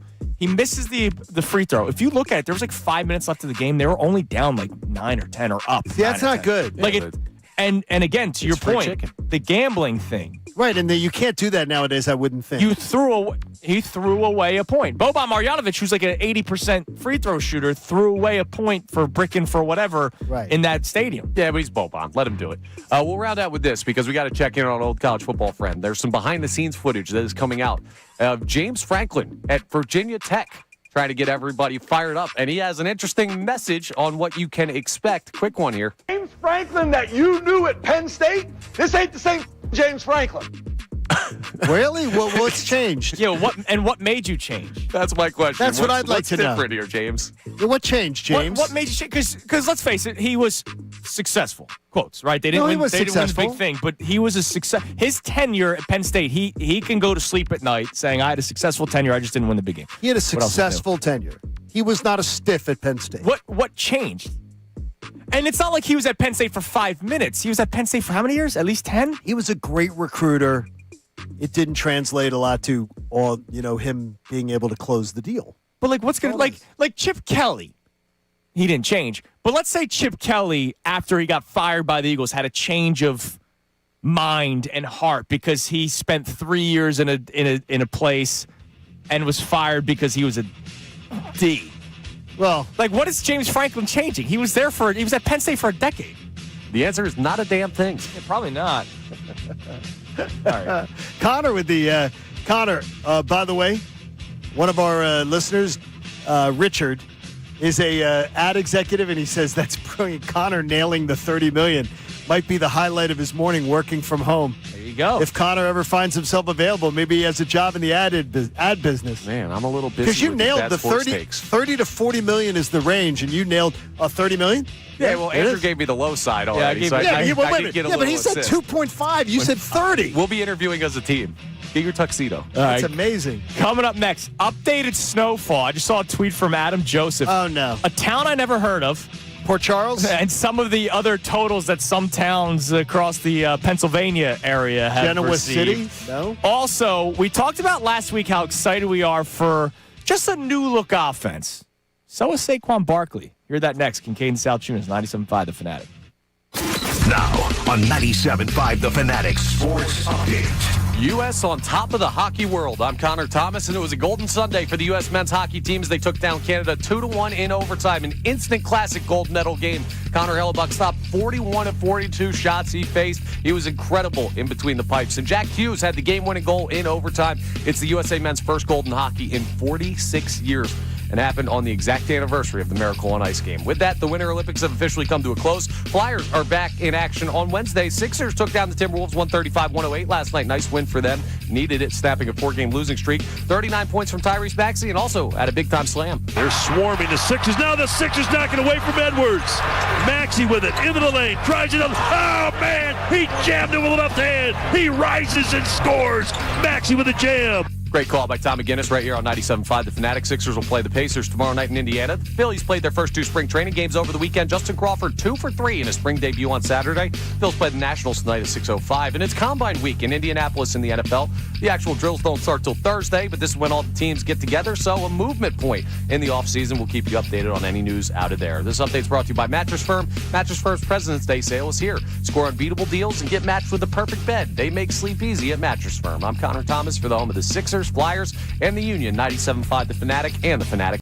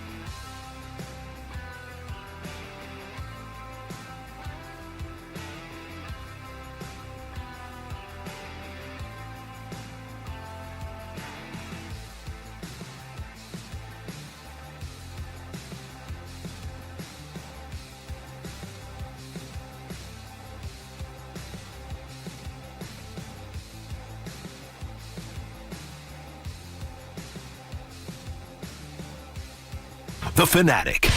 It is 8 a.m. here on Kincade Salciunas 97.5. The Fanatic, the blizzard of 2026, still going on out there. I just went out to the window during the break to take a look. So some PA snowfall numbers. This from Adam Joseph, who you were hanging out with in the lobby bar yesterday of ABC. Willow Grove, as of right now, right? Like it's still going. Yeah, it's still raging. Got over a foot, 13.2 inches in Willow Grove. Norristown got 12.2. New Hanover Township got 8.4. Chalfont 7.3. Millersville 3.8. Where the hell is New Tripoli? Right next to Old Tripoli. Never heard of it. They got 3.5 inches. I looked them up. I heard Old Tripoli. You don't want to go there. They are an that part of town. unincorporated community in Lynn Township of Lehigh County. Never heard of New Tripoli. Looks beautiful. The photos are tremendous. There's wineries. There's a train that you can just go on. Maybe we'll do a show outing. I would do that. It looks great. It's an hour Okay. and 17 minutes from here. I'll pass. right. Too far for Connor. Well, I don't know if it's an hour and 17 with these conditions. I don't know. Does it take Yeah, into by the weather? sled dog, it's an hour 17. Crazy right now. All right, what do we got on the text line? Here's what we've been talking about this morning, and then we're going to get into some Eagles stuff. Started off the day talking about the snow, believe it or not, because it's the biggest story on the East Coast. If you are in the United States, there's two gigantic stories if you're a person that lives on the East Coast in the United States of America. One, the blizzard. Two, United States of America, baby, winning gold, beating Canada in their own sport. In hockey yesterday, the 8 a.m. puck drop. What did you do for the game? What are you doing for the snow day that you have today that you also had yesterday? So want to get just some stories from your life right now, not just hard-hitting sports topics, but we've also talked about the Phillies today because Bryce Harper's, according to reports, not thrilled with the roster and the lineup. I don't disagree with him. Neither does Johnny. And then, of course, we'll get into some Eagles stuff here in a moment. But what do we got on the text line, Connor, at 610-632-0975? We got Tevin from Northeast Philly sending a picture from Feasterville, Pennsylvania, saying about 16 to 20 inches here. Looks like he's behind the wheel of a plow truck. You can see the That's plow on the awesome. front. Tevin, make it to Fishtown. Plow me out a spot so I can actually park when I get home. But no, there's a lot of people that are well over a foot, it looks like, from the pictures we're getting. It's so outside now that it's been shoveled and put up and everything, looks like around 10 inches or so at my house. Around 10 inches or so. So it's going to come in a little under a foot probably by the time this When are they ends. saying it's going to be done? 1 o'clock, they're thinking? By 1, it's supposed to be gone. Now, what sucks is But it's not coming down at like the inch an hour. Right. Yeah, at one point, I woke up in the middle of the night and checked Twitter. Like, they were saying 2 inches an hour. That's It crazy. was coming down. Well, especially where your parents are. Oh my down God, the shore. They were it's getting nuts. crushed. And we don't even have that bad. I just saw a tweet from Stephen Bognar. He is he works for Channel 4 New York. I guess he's a meteorologist for them. All right. Some of the snow totals in New York. Islip, New York. Never heard of it. Islip. Islip. Yep. ISLIP. Islip. All right. Oh, you can today with all the ice out. Yeah. There you go. 20 inches of snow they got. Perth Amboy. I am learning Perth Amboy. more and more Yeah, about that's- towns I've never. They're in New You Jersey. never heard of Perth Amboy? No. Really? Have you? Oh, but everybody Yes. knows geography. Yes, You I've see heard of what- Perth Amboy. If you ever had KYW News Radio back in the day, for some reason, they always used to say that. Really? Yeah, when they would give the weather, they would always talk about it. I don't know why. The geography conversation was like, what's east and west of you? Like main destinations. I would imagine people would know what's east, west, north, and south of you. Okay. Anyways, what else we got on the text line? All right. We also have a check-in here. Josh, the beer guy. Very on brand of him, sending a video of Kellyanne's bar in Fairmount yesterday, where he was there for the gold medal game, going absolutely nuts even before the game starts at 8:10, just completely packed up. I just so hope he awesome. got out of there early enough because, did he drive to Fairmount? Or maybe he lives there. Yeah, he might live there. Because Fairmount, I can only imagine parking in the city. Like, what are you going to do? You got your Mustang. I don't know. I'm stranded. I just talked to Tevin, who texted in. Go plow me out a spot, please. I appreciate you. I don't think Connor's making it back home. No, like legitimately, I don't think I can make it home. No, because if somebody plows out a spot, they're going to take it. Yeah, I'm stuck. So I'll be here tomorrow, boys. Yeah, it's just And the next day. And I don't know if I want to drive back home or if I want to stay. I haven't decided. Yeah, everybody just be safe out there. Just be careful. All right, I just saw a comment on our YouTube chat. Again, shout out to everybody that's a part of the show today. If you're watching at home, cozy up under a blanket. Wow. You know, hopefully your power's working. Not all families have that right now. And hopefully you're just enjoying the day, hanging out with Kincade and Salciunas. We appreciate you. In a few minutes, we're going to get into a major violation that our man MBD just mentioned. Like, horrific.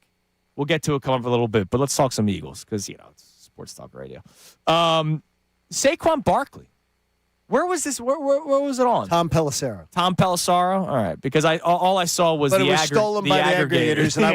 I went after everyone. Yeah, I know you did. You went to war. It's a war. It's a war that you're never going to win. Hey, no, I've gotten 2 of them where they're now correcting it, and they're because they know I've been pouncing. Well, on them. Dove You're at the ain't- beach with a bucket right now. Yeah, I Dove understand. ain't doing anything. I understand. I'm just saying, Dove's not changing. The climbing. Here was Saquon Barkley because, you know, I'm sure they've already had a couple of meetings. Maybe Sean Mannion sent some, hey, here's some plays that I'm thinking of, especially if you're trying to keep a number one wide receiver happy. Here's Saquon Barkley talking about Sean Mannion. I'm super excited about it. I'm going on year 9, which is crazy to say. I've had a lot of different coaches and head coaches and been a part of a lot of systems. And I don't think I really came across a system like this. And for me, it's just about, you know, it's refreshing. You get something new. You get to learn something new. You know, I got to meet him. We didn't really talk about X's and O's and kind of just really, you know, kept it just introduction and got to meet a lot of the new guys on offense. But as a competitor, you love it. You love the challenge of putting yourself in a new system and, you know, doing the things that you do really well and also things that you need approval on and that they're going to challenge us to do. And I feel like we are able to have that mindset as an offense and buy into that. I think the sky's the limit. Now, the thing that makes me excited is because Saquon last year when things were going poorly didn't sugarcoat it. He didn't this No, sucks. he did not. But he wasn't like Brandon Graham. Brandon Graham in 2023, if you remember, just kept on saying, we just got to weather this storm. Everything's going to be fine. Everything's going to be fine. And it wasn't fine, and it never became fine. Saquon Barkley straight up called out moments where we're not doing certain things correctly. We're struggling here. We're struggling there. So the fact that I don't think Saquon Barkley's doing player speak in that clip. Also, Saquon last year did not say this is a she show. No. Like our friend A.J. Brown had to do. You know, he didn't. He tried to keep it more about the team and tried to keep. He was so critical of what was pissed. going on. Oh no, he was pissed. But he made it about, you know, he didn't get to that level, which is good. It's good. He's excited. I like it. I don't know how AJ took another stray just now. Well, it's because he's the only player on the offense who came out and said, we're a she show outside the purvoy while he's talking to streamers. Yeah, he and said crap it, like he said that. it his way. Saquon said it his way. Yeah, They were all talking about how it sucked. Yeah, one said it professionally, which is what you do, and one said it I unprofessionally. related to AJ's That's comments great. more Yeah. more Well, than go on Saquon's with, go on with the comments. streamers. You and Shaggy can go on there and do that. No, That's what he it's did. Janky Ranko. Janky, or whatever it was. Janky Janky Ranko. Thank you. Yes. Rajon Rondo's Rondo's cousin. Whatever it is. It's also got great handles. There you go. So I have a question off of all of this. When you hear that, that excites me. I'm all right. That's good. I'm glad that somebody in house is right. He's got a glimpse of what they're gonna do and he's excited about. Does it make you more excited, or does it make you more angry that they could have just been an OC away? Because let's face it, the defense was tremendous in 2025. It's very, very, very, very, very good. They had one bad game, and unfortunately, it was in the playoffs. The Eagles are literally potentially an OC away from being back in the Super Bowl. If Sean Mannion is what a lot of people think he is, right, and how he's got this future head coaching resume already. He's going to be a head coach in the NFL. Maybe this is just a one-stop for him, and then he goes to be a head coach elsewhere. Does it make you excited because we've kind of turned the page, or does it still piss you off that you realize, oh, my God, Petula was that freaking bad? Petula is that freaking bad. I'll never forgive it because of a dope like me. Knew it 7 weeks before the season started. You are a dope. And I'm admitting it. I'm not some expert on football. And I looked at it and I said, why is this man being given the keys to this machine? Why are you giving a 16-year-old a brand new sports car and saying, yeah, go, drive it, kid? It was stupid. It stupid, and it cost them. And I don't understand how it ever was allowed to happen. And I do blame Howie as much as I blame Nick. Sure, he's a part of it. Nick, most of all, Howie, close second, that this was allowed to happen a second time.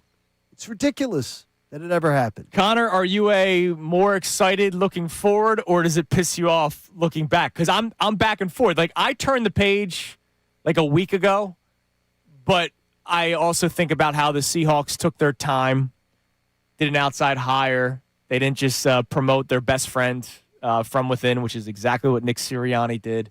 And that still bothers me a little bit. And if the offense clicks, like in the first 6 weeks of the season, there will still be a part of me that's going to get pissed off about last year. And they should, and you should, because it's a wasted opportunity. Because the roster's still here. Let's say A.J. Brown doesn't get traded. It's going to be the same offense. Hurts, same quarterback, same running back. Whole offensive line is back. Whole offensive line's back. Same tight end, hopefully. We'll see. Same wide receivers, except for Jahan Dotson. The only thing is, though, is that we're never going to be able to say that the offensive line is so beaten up last year. Right. That is a fair. In fairness to Patullo, right. There's very little things I want to be fair about. No, but I mean that is important that we say that yes. because we're going to be fair about it. It was the offensive line was terribly beaten up. You have Cam Jurgens going to a foreign country to spend stem cell multiple almost weeks to get stem cell treatments and everything to help facilitate his back recovery. You have was Bryce not available for that? No, he didn't do the blood spinning with the that stuff. Hey, still a lot of Count offseason Dracula, left. and but you've got. I'm telling you, it came close. It came close for Landon Dickerson, maybe even hanging him up. So you're in a position right now where you're like, if you get them somewhat healthy, close to healthy, this team's going to be fine. I will say the first 4 weeks of the season where guys were healthy at the time. I know Jordan Mailata did say that he was not himself to start the season. Right. But the first 4 weeks, a lot different than the last 4 weeks in terms of the health. They still had the 0 points in the second half against the Cowboys, except for the field goal by Jake Elliott. They still had the bad performance offensively against the Chiefs, now that we know that's what it was. At the time, we thought gutsy effort, they get the win, then we later found out that that's just the way that it was. Shut out the first half against the Rams, shut out the second half against the Buccaneers. That's when the offensive line was healthy. If they're clicking early on, there's really no excuses left for Kevin Patullo. Yeah, I don't know if we could say that's when the offensive line was healthy. It's when they were healthier. We know coming out of that Super Bowl year, those guys were banged up going into that game and in the NFC Championship but predictable game. Was still the word. It's that for sure. Orlovsky was saying predictable week 2. Like, it's not like he waited till the midway point of the season to point out the predictability. No, listen, it's very much Kevin Patullo's fault in my And the mind. excuse was, well, it's the first 4 weeks of the season, so they're not really putting that much out there. Yeah, but I have much more excitement than I'm not really thinking about Patullo anymore. And here's part of the reason why. Like, yes, did it cost him? Sure. But seeing how the rest of the stuff played out, like you lost at home to that 49ers team that you were better than in so many different ways. And then they go on the road to Seattle and they lose, 41-6? Yeah, I don't think postseason game? But they wouldn't have gone to Seattle. No, that's not my point. At some point, Seattle would have been there. And at some point, you would have gone to Seattle. Yeah, I think they would have lost. But I mean, that Rams game was both the Rams games with Seattle were coin flips. So Yeah, I think you easily could have seen the Rams could have won that game that week. It was those games were coin flip games. You had a chance. I just don't think you were that close. I don't think you were going to Seattle and winning. So I Right. agree with you on that. Like, I think there were a lot of more things with the team this past year outside of Kevin Patullo that made you not a Super Bowl winning team. There absolutely was. But, So- again, when you're looking for answers, you look to your coaches first, and they had none. And Right. that's the second time in 3 years they had none. Just the more removed I get, the less I feel it's all like Patullo was the main, like the only difference. Like there was other stuff that I think would have left them short this past. Winning a Super Bowl is such a high damn bar. They've done it twice in the history of their franchise, right? 1 year it took a miracle. The next year it took one of the greatest teams we'll ever see put on Eagles jerseys.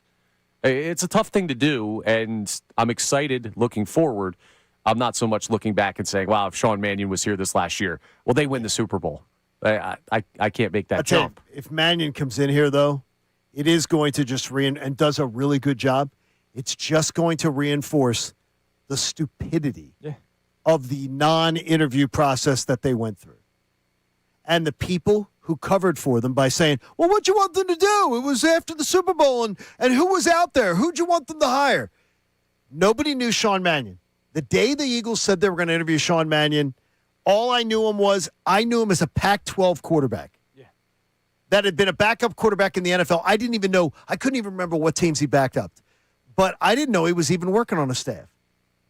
But NFL teams know these people, things. They know. And it's a joke that they didn't say, you know what we do? There's no reason to rush to hire Kevin Patullo because nobody else is hiring him. So we have the guy if we want him. Let's do our due diligence and find out what's out there. Instead, they rushed it, and look what happened. Damn right, Johnny. All right. I know you're going to get pissed off about this. I know you. You get upset. You gatekeep church sometimes. Yeah, well, yes. So MBD is about the water bottle at church. That was the best one. MBD has chimed in on our YouTube chat. Yeah, what's that? He went out this weekend. Okay. Said he went to a really nice restaurant. Okay. That's good. Really nice restaurant. There was a couple that walked in. Okay. In their late 20s, he's assuming. Mm-hmm. The girl was all dialed up. Dress, makeup, hair, handbag. Can I guess? Go ahead. Baseball cap, track pants. Does not go that far into detail. Did say, though, Bobby Boucher Waterboy jersey. That's so freaking unbelievable. That's awesome. What a loser. I love this guy. What a loser. You go to a nice restaurant. One of the nicest restaurants. You're going to a nice restaurant. Yeah. Dude, have more respect for yourself, honey. Have more respect for yourself. Have more respect for the girl you're taking out. No, I'm saying the girl herself. Oh, yeah. Have more respect for yourself. When he shows up like that, close the door. Because guess what? There's another bus coming in 5 minutes. Hey, for all we know, they went out together. For all we know, they got ready. Like, Christy and I lived together before marriage. Well, yeah, but you didn't consummate till the marriage. Yeah, we stayed in separate rooms. You never saw for each all other. We know, they could be living together, and he's like, "I'm ready." You can't go Bobby Boucher jersey at a nice restaurant. Seriously? When the girl that you're with is getting all decked I told out. you before about the New York Prime. New York Prime is one of the best spots in Atlanta. We're there for New Year's Eve, and they have a very strict dress code. And at the time, Lil Bow Wow came in to have his entourage come in for dinner at New York Prime. And he came in a basketball jersey with a T-shirt, the basketball jersey over it, and a baseball cap backwards. It was a baseball team's backwards. Right. Be careful what you say about Calvin Cambridge. And they didn't let Lil Bow Wow do it. They didn't let Calvin Cambridge in? I was like, first off, they said... He's like Mike. They said, excuse me? First of all, Atlanta has tons of celebrities that know how to dress. And they were like, that's not the dress code. So he was upset that he couldn't wear his baseball cap on the field. They're like, no, you're not wearing. You and your group can't wear your baseball caps. And then you're not wearing basketball jerseys. You're just not wearing. What was Calvin Cambridge's mentor? Oh, I forget. Nickname was Tea Time. I'm spazzing. Tracy Reynolds. Very good. I love that movie. Very good. I've watched that movie. I can't tell you how many times. Remember they were solving math equations with paint on the side of his house. Right. And they were doing the Lakers triangle offense, learn about isosceles triangles. I've seen that movie way too many times in my life. Then he became Bow Wow. He dropped the Lil. Yes. Well, because he grew up. And one day it'll be Baby and sell Little Baby. He came in studio at a later time, and I said to him, I remember I sat next to you on New Year's Eve. Yeah. And I told the story, and Buck wanted to crawl under the table. He was so embarrassed. I could see that. Very embarrassed. Yeah, but like life Bow is, Wow. you have free will. I'm wearing snow goggles on a radio show right now. Yeah, but you're not at a five-star. You're not at a five-star steakhouse. You're not at a restaurant. Go, get out. Go. This isn't your free expression. Dude, Scott McMullen wins the day. Even Bobby Boucher dressed up for Vicky Valancourt. You're right. If Bobby Boucher can dress up for Vicky Valancourt, she's the devil. Then the guy wearing the Bobby Boucher jersey can dress up nice for his girlfriend. That is well done. Good job, Scott. Scotty. Scott wins. I want to give him something. That's excellent, Scott. What up next? Will Sean Mannion keep the tush push in the playbook, Johnny? because it seems like he will be able to. An update on the biggest offseason debate of 2025 now here in 2026. It's Kincade and Salciunas, 97.5 The Fanatic. All right, let's talk about that FanDuel Sports we got. Maybe some of you went Team USA, as we said before the whole tournament started, because you weren't going to bet anybody else. If you were an American, sometimes you put your money to the side and you go country pride and you go, you know what? Even if it doesn't work out, I'm still betting the USA. And if you did, congratulations. Now, do you ever want to go to the NBA Finals? Because unfortunately, it might not come here. So now's your chance, courtesy of FanDuel in partnership with Valley Forge. FanDuel is giving you a profit boost that you can use to predict the future. You heard me right. All you have to do is use your profit boost on an NBA future, and you'll be entered for a shot to win an NBA Finals trip for two, wherever the games are at. NBA futures let you lock in your pick for who you think will go all the way. So if you think there's a team that's going to win the NBA Finals, you can bet that now. Or if you just want to bet the team that you think comes out of the Eastern or Western Conference, you can do that as well. Season-long awards like MVP, that, and so much more. Just visit FanDuel.com/local to get started. That's FanDuel.com/local. Play your game with FanDuel, the official sports betting partner of the NBA. You got to be 21 plus, present in Pennsylvania. No purchase necessary. Limit one entry. For Profit Boost token, opt-in required. Must apply Profit Boost token on select market. Restrictions apply. See full terms, including methods of entry at sportsbook.fanduel.com. Gambling problem? Call 1-800-GAMBLER. Now on 97.5 The Fanatic Sports Update. USA takes down Canada. I'm Connor Thomas, and it was a golden Sunday for the U.S. men's hockey team as they took down Canada 2-1 in overtime in an instant classic gold medal game. Connor Hellebuck, 41 of 42 shots faced that he saved. He was incredible in that. And Jack Hughes had the game-winning goal in OT. It's the USA men's first gold in hockey in 46 years. Yeah, since back in 1980. And it happened on the exact anniversary of the Miracle on Ice game. With that, the Winter Olympics have officially come to a close. Flyers are back on the ice on Wednesday. The Sixers took down the Timberwolves 135-108 last night by 39 points from Tyrese Maxey. Nick Nurse talked after the game about him elevating his play. I think it's just an amazing mental adjustment for him to come in and have some tough games and then just really need him to have a great one, and he just does it. He plays like that, and then all of a sudden everybody else gets lifted too, and that's what great players are supposed to do. Sixers play the Pacers tomorrow night in Indiana. The Phils played their first two spring training games over the weekend. Justin Crawford 2 for 3 in his spring training debut on Saturday. The Phils will play the Nationals tonight at 6:05 p.m. It's Combine Week in Indianapolis in the NFL. The actual drills don't get going until Thursday, but it's a busy time news-wise with all the teams getting together, so we'll keep you updated. This update's brought to you by Uber Eats. You hungry? Good thing Uber Eats has a great deal waiting for you at La Scala's. From now till March 31st, get a buy one, get one free deal on rigatoni vodka on the app. Order now, only on Uber Eats. Terms apply. See app for details. I'm Connor Thomas for the home of the Sixers, Flyers, and the Union. 97.5 The Fanatic and the Fanatic app.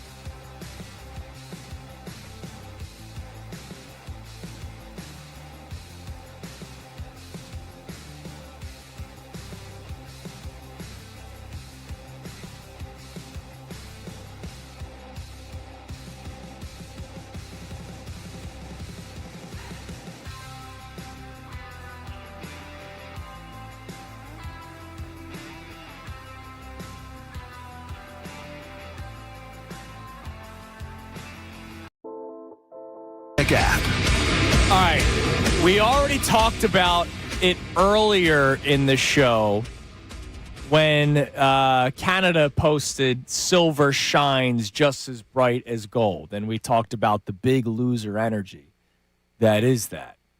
I did not see the tweet about the men's hockey team until just now. So 10:54 a.m. yesterday. This is right when the game ended, right? The game puck drop was at like 8:15-ish, something like that. That's about when it ended, yeah. In all caps, silver for Team Canada. You can't post that. Who put that out?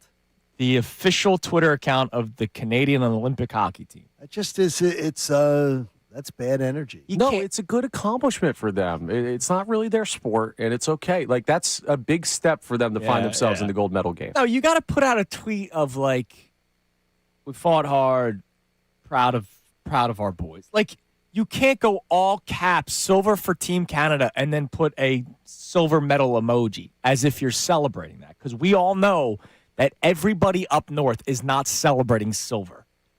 No, there's not a single Canadian this morning or yesterday that's happy that they won silver. That's as if Team USA lost in the gold medal game in basketball and won silver. We would not be celebrating that. Correct. No, we'd be at war with France. Yeah, you lost. Good day, sir. Like that. Like it's over. It's crazy. Wow. Canadians, man, celebrating silver. They're real now. It's the my brother-in-law and sister-in-law live in Canada. Oh, okay. So when because they went to school in Jamaica, you end high school at 16. So her older siblings, my brother-in-law and sister-in-law, they went to Canada for finishing school in Toronto. And so they have Canadian citizenship, too. Sure. So they live in Toronto. One of them lives in Toronto. One of them's in a place called Wasaga Beach. They were very unhappy yesterday. Yeah, I would imagine they would be. And they were a little mouthy last week. So let's just say the group chat may have gotten a little dicey yesterday. Forgive me, I don't know much about Wasaga Beach. Like, it's Wasaga Beach it is a spot. It's like cottages, which is a big thing now in the Canadian. What's the weather like there? Oh, how about like there's like 2 feet of snow at their? No, what I'm saying is like, is that the worst beach town you could possibly live in? Oh no, during the summer it's not. It does get okay. Oh no, it gets great. I don't know what the weather. No. You should watch the show Shoresy on Hulu. They talk about Wasaga Beach a bunch. Do they really? That's the most random. No, they don't. Thing that you have said. Are you on kidding this me? Show. Yeah. That's really? Yeah. I was just the most random thing you've ever said. I'm proud I can't of you. tell you why they mentioned it because it's an adult show. But okay, April to September. So they do have solid. It's weather. not bad, but Wasaga Beach, I can tell you, it's not exactly not exactly happening. I'd put it that way. Yeah, because I don't really think of Canada as beach towns. South Beach, Wasaga Beach. Yeah, I don't really think. But I can tell you this: Toronto is one of my favorite cities, hands down, no question. One of the best cities I ever visited, and we just visited it last year and loved it. Like, it was fantastic. Speaking of Toronto, what do you think it feels like for a guy like Austin Matthews to go back to his Canadian NHL team after being the captain of the USA team that just knocked him off? I flexed that gold medal, baby. Well, you wear it in lineup. Yeah, warm-ups. First night, right? Not when you haven't performed for the team that pays your bills. Who cares? They're Canadian. Well, he has to. What they're saying is, hopefully Austin Matthews now has found another gear that he can use for them. And Hellenbuck, same thing. He's found another they're gear probably gassed. that can use for them. They left it out on the line for the United States of America, baby. That was awesome. All right. Real quick update on the tush push. Or maybe there is no update on the tush push. No team, according to Rich McKay. What's his official title? Rich McKay is the competition committee Competition chair. committee chair. Thank you. No team has offered a proposal to ban the tush push. Oh. Now, What happened to waxed eyebrows? He's not upset this year? were they all so embarrassed by how it played out? And look, we were talking about manlyhood. Like, Oh, no, it was. you guys are weak for wanting a play ban because you can't stop it and hiding behind player safety. Correct. Right? That was their biggest thing, was player safety. I thought it was a lock that it would get banned when not Pereira, the guy Blandino, When Dean Blandino constantly on the Fox broadcast this past season talked about the can't difficulties. legislate this play. Yeah, like You can't. it I don't know how almost somebody felt calls like it. he was paid to be over the top with his disdain for the tush push. Correct. It almost felt like he was like, hey, can you do us a favor? There's an agenda. Can you, whenever the tush push comes up, really, really talk about how much you don't like it and how hard it is to officiate it? It felt like there was an agenda to it. I thought it was a lock that it was going to get banned because of that. And I did not. I was not one of those people. I just did not. So think, what changed? I did not think that people were going to go after it. Embarrassed? Because no, the reason I didn't think it is because the Rules Committee had not taken up a rule in back-to-back years. Right. So that's the reason I didn't think it. I thought that that would be the reason that it wouldn't be brought up, is because of that. Is that it would look too transparent. Yeah, I have a bit of a different theory than the can't bring up or don't bring up the rule in back-to-back years thing. I think everyone kind of knows what happened here, right? The Eagles were good. The league didn't like it. They tried to ban it. I think they were embarrassed, and then they got embarrassed. The they Eagles lost. weren't good, so now they don't want to ban it. Oh no! I think you're right, but they couldn't if they had gone after it again this year. It would have looked really stupid because the league does not usually go on a rule change 2 consecutive years. When it fails, they don't bring it back the very next year. They usually let it sit for a year and then go back. Yeah. So if they had done it, it would have looked like it had a big-time agenda. But and we all know they had an agenda last year. Yeah, I'll bet you more than I put on Team USA yesterday that if the Eagles push their way to another Super Bowl this past year, be gone. that play's gone. Oh, they would have been all over it. Yeah. I agree with you. They would have been all over This it. just proves that it was baseless accusations Yep. that they used the entire time. And then it's like kind of the top paid baseball players all saying the same things right now about the salary cap. Manny. Yeah, Harper. they're all saying the same thing. That's what happened. There was a group text last year among NFL head coaches, like, "Hey, man, you with us or you against us? Oh, you're with us. This is what we're saying. Yes. We're going to talk about player safety and all this And kind of Green nonsense." Bay was willing to be front and center and take the bullets. Right. They were going to be the poster And they child did. of it, even though Sean McDermott is the one that I remember the most because they ran it the second most times in the NFL. And he argued about player safety. Yeah, and Green Bay kind of gets And he's out of bad a job. rap for this because they were a team that was easily, like, you could easily take advantage of them because of their ownership structure. I think that's why they became the face of it. Sure. That's good. But it was funny because they too ran it. And Right. if Tucker Kraft doesn't get hurt, remember Tucker Kraft, they were using it a lot with him this year Yes. until his injury happened.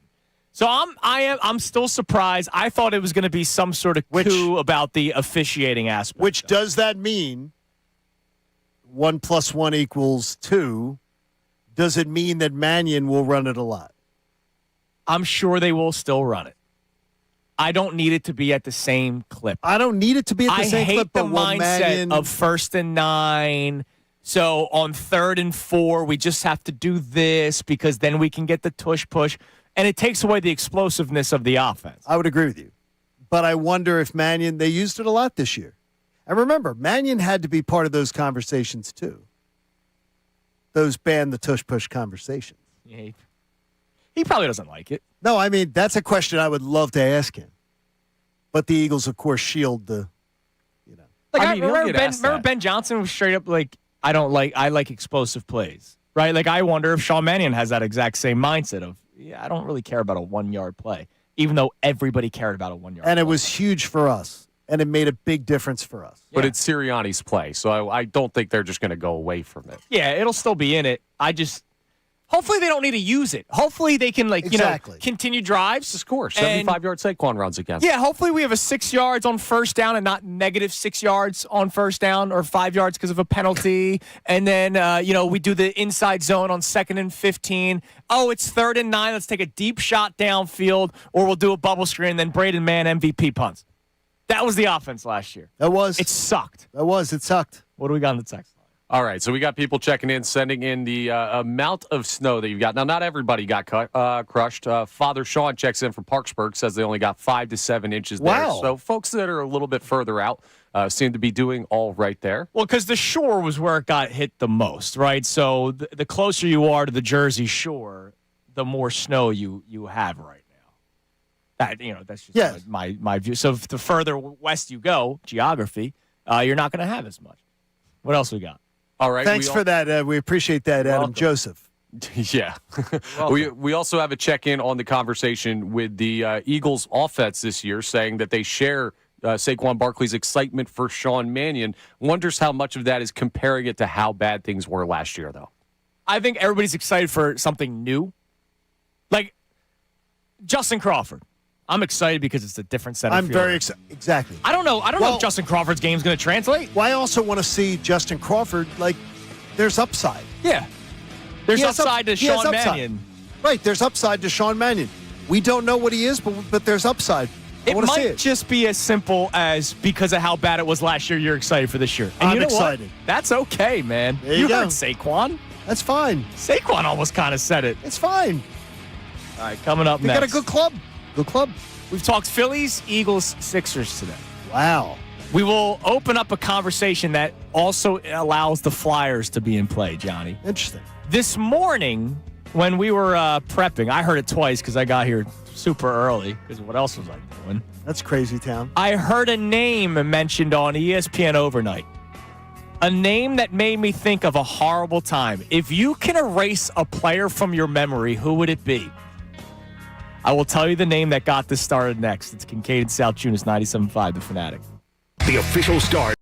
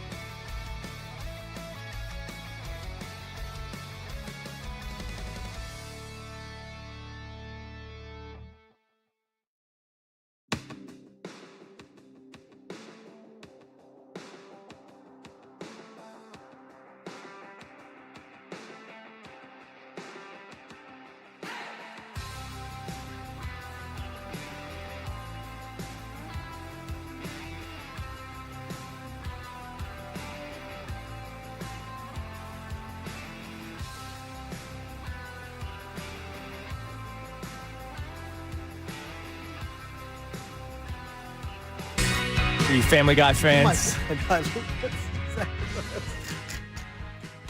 You know what really grinds my gear? That's actually a great episode. That's a great one.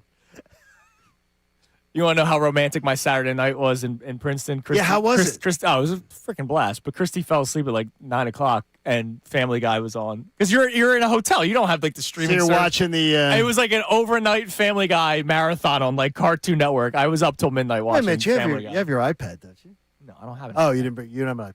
I don't have it. See, I have the iPad, so I have the iPad, so I have my YouTube TV right in front of me. Yeah, no. I can have every channel I can get at home. With commercials. It was like old school. I threatened Nice. Adam Joseph that if he preempts General Hospital Day at 3 o'clock, and Christy Ailetto agreed with me. Yeah, She did not want to see it especially if preempted you're sitting either. at a hotel. Exactly. Speaking of, so in case people don't know, us being on the air at 6 o'clock in the morning, the lobby is very empty when you're leaving a hotel at in my case 4 o'clock in the morning, but in your case it's like 4:45. It's not like Yes. you guys left much later.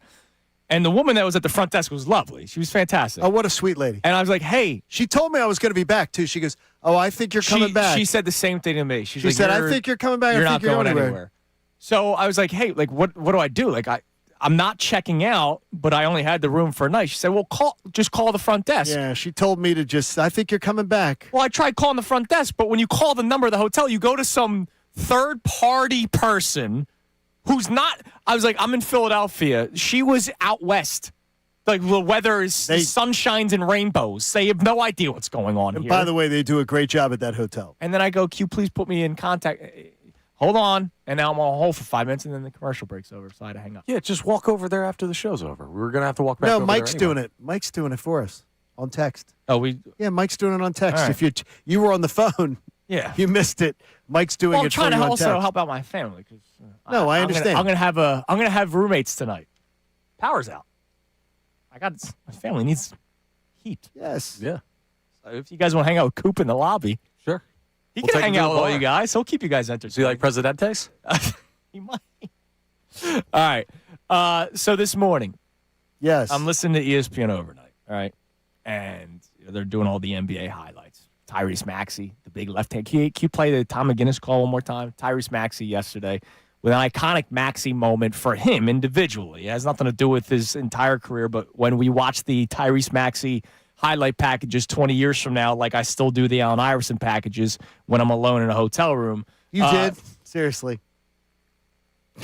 Here was In some way, you know what's funny is steps over Tyronn Lue. if I wasn't so pathetic, I would make fun of you for being pathetic. What else do you do when you're alone in a hotel room? You watch Allen Iverson, then you watch Derrick Rose highlights because those are electric. Anyways, I can say somebody told me to start watching this His and Hers. I missed that one. So it's the guy from Walking Dead. How So about I'm going to that? see. Anyways, here's Tyrese Maxey in the Sixers win last night in the Fanatic. They're swarming the Sixers. Now the Sixers knocking away from Edwards. Maxey with it into the lane. Tries it up. Oh, man. He jammed it with a left hand. He rises and scores. Maxey with a jam. So I heard that clip on the overnight last night. The other thing I heard was the Al Horford highlight package. Did you guys see what Al Horford did last night for the Golden State Warriors? No. Nope. I'm going to be honest, I didn't know he was on the Warriors. Anyways, Al Horford. I didn't know he was on the Warriors either. Oh, really? Yeah. No, I had no idea he was on the Warriors. Al Horford, 6 of 7 from 3 last night for the Warriors. Wow. 22 points, just 1 rebound, 7 assists. You know, he's there for his veteran presence, 39 years old. If I could remove Al Horford as a Sixer from memory, I would do that. I think that's the first player I would. How I about would his sister, remove. his mindless Yeah, sister? oh, yeah, she could be a part of. Look, the whole Horford crew. Why not? So His sister who was telling you to just going on. She was doing another Twitter rampage this weekend. She's unbelievable. I don't know. She's unbelievable. I think I muted her. That's when a good. You know when what? when Horford was with the Sixers. No, what's funny is I just did that. I don't. 'Cause So I she's- don't know what she was. She is honestly. I don't know how she ties shoes. If you could remove a player from Philadelphia sports, your lifetime, who would it be that you would remove from memory? Because to me, the Al Horford and that whole team sucked, right? They were a big team, but they wanted to play the Euro ball. Well, Brett Brown wanted to play the Euro ball. your 2 guard was Josh Richardson, your point guard was Ben Simmons, and you wanted to do a run and gun 3-point shooting style team. That makes no sense. That's a Brett Brown issue. Is there a player that comes to your mind that if you could erase them from your memory of Philadelphia sports, who would it be? Something that we can open up to the text line, that really YouTube. Is. That's real because it's very deep. Oh, this is easy. It's got to be Ben. It's got to be Ben. See, but Well, I had moments of fun. I didn't. Early on, when they won a playoff series, coming out of the mud, I didn't. Steal a term from Paul Reed, from the process, and at the time you're going, wow, look how bright the future is. Like, there was a moment in time when Ben Simmons was a 3-time All-Star that there was stuff to be excited about and have fun with. Yeah, I love the guy for a while. I think I'd go. Still, I think I'd go Chip Kelly. Let's go one. Chip Kelly would absolutely be right there in the mix to be that guy that I would want removed. He would be one. I don't know. Chip Kelly might be the bane to Howie Roseman's Batman. He might have been unnecessary. You're right. We may have needed it. I don't think there's ever a time that we needed Chip Kelly here. It was fun for a couple of weeks. No, it wasn't. First couple of weeks were fun. Oh, From the day it was. You can't say it wasn't fun. I can because I have the documented proof. I don't care about the documented The day he was proof. hired, I knew it was You a doofus can't tell me hire. that the first couple of weeks of Chip Kelly was not electric. People who didn't know college football thought it would work. You And that's can't the tell bottom me line. that the first couple weeks with Chip Kelly was not electric. I knew it wasn't going to work. It's doomed to fail. All right, there are Adam Sandler movies suck these days, right? A lot Yeah, of them. there's not a good one. Not a lot of good ones. I'm still going to laugh at the parts that are funny though. Just because the if rest you're of the talking movie about- sucks. If you're talking about it being, but okay, you're saying there could be something funny. Yeah. That you find. Okay. Happy Gilmore 2, the first 30 minutes I loved. You know why? Because they brought back all the old guys and there were some I funny did not jokes. like that and then the last hour of the movie was horrific. Okay. So Chip Kelly week 1 against the Commanders or the Redskins at the time, that was an electric night. Okay. Yeah, I didn't believe it then. I don't believe it now. I never believed it at the time. I just didn't. I was just an anti-Chip Kelly person from the beginning because I knew it's doomed to fail. That was, and so many people were arguing it with me, and I'm like, okay, you didn't know the system. So a couple of responses early on just to get some names. Chris Gratton for the Flyers. Jay King checks in. Wow. Dawu with 2 great linebackers in Eagles history. Nicholas Morrow and Zach Cunningham. Wow, they both played for the same team. Those aren't even the ones. You got to throw Whitesnake out there. Whitesnake. Where's my guy Nate Gary these days? Stop crying, homie checks in. Nnamdi Asamoah. That's another. Or as he wrote, Nnamdi Asawa.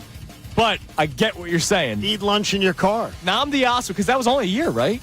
So and it's a dream team. Like, you could erase that.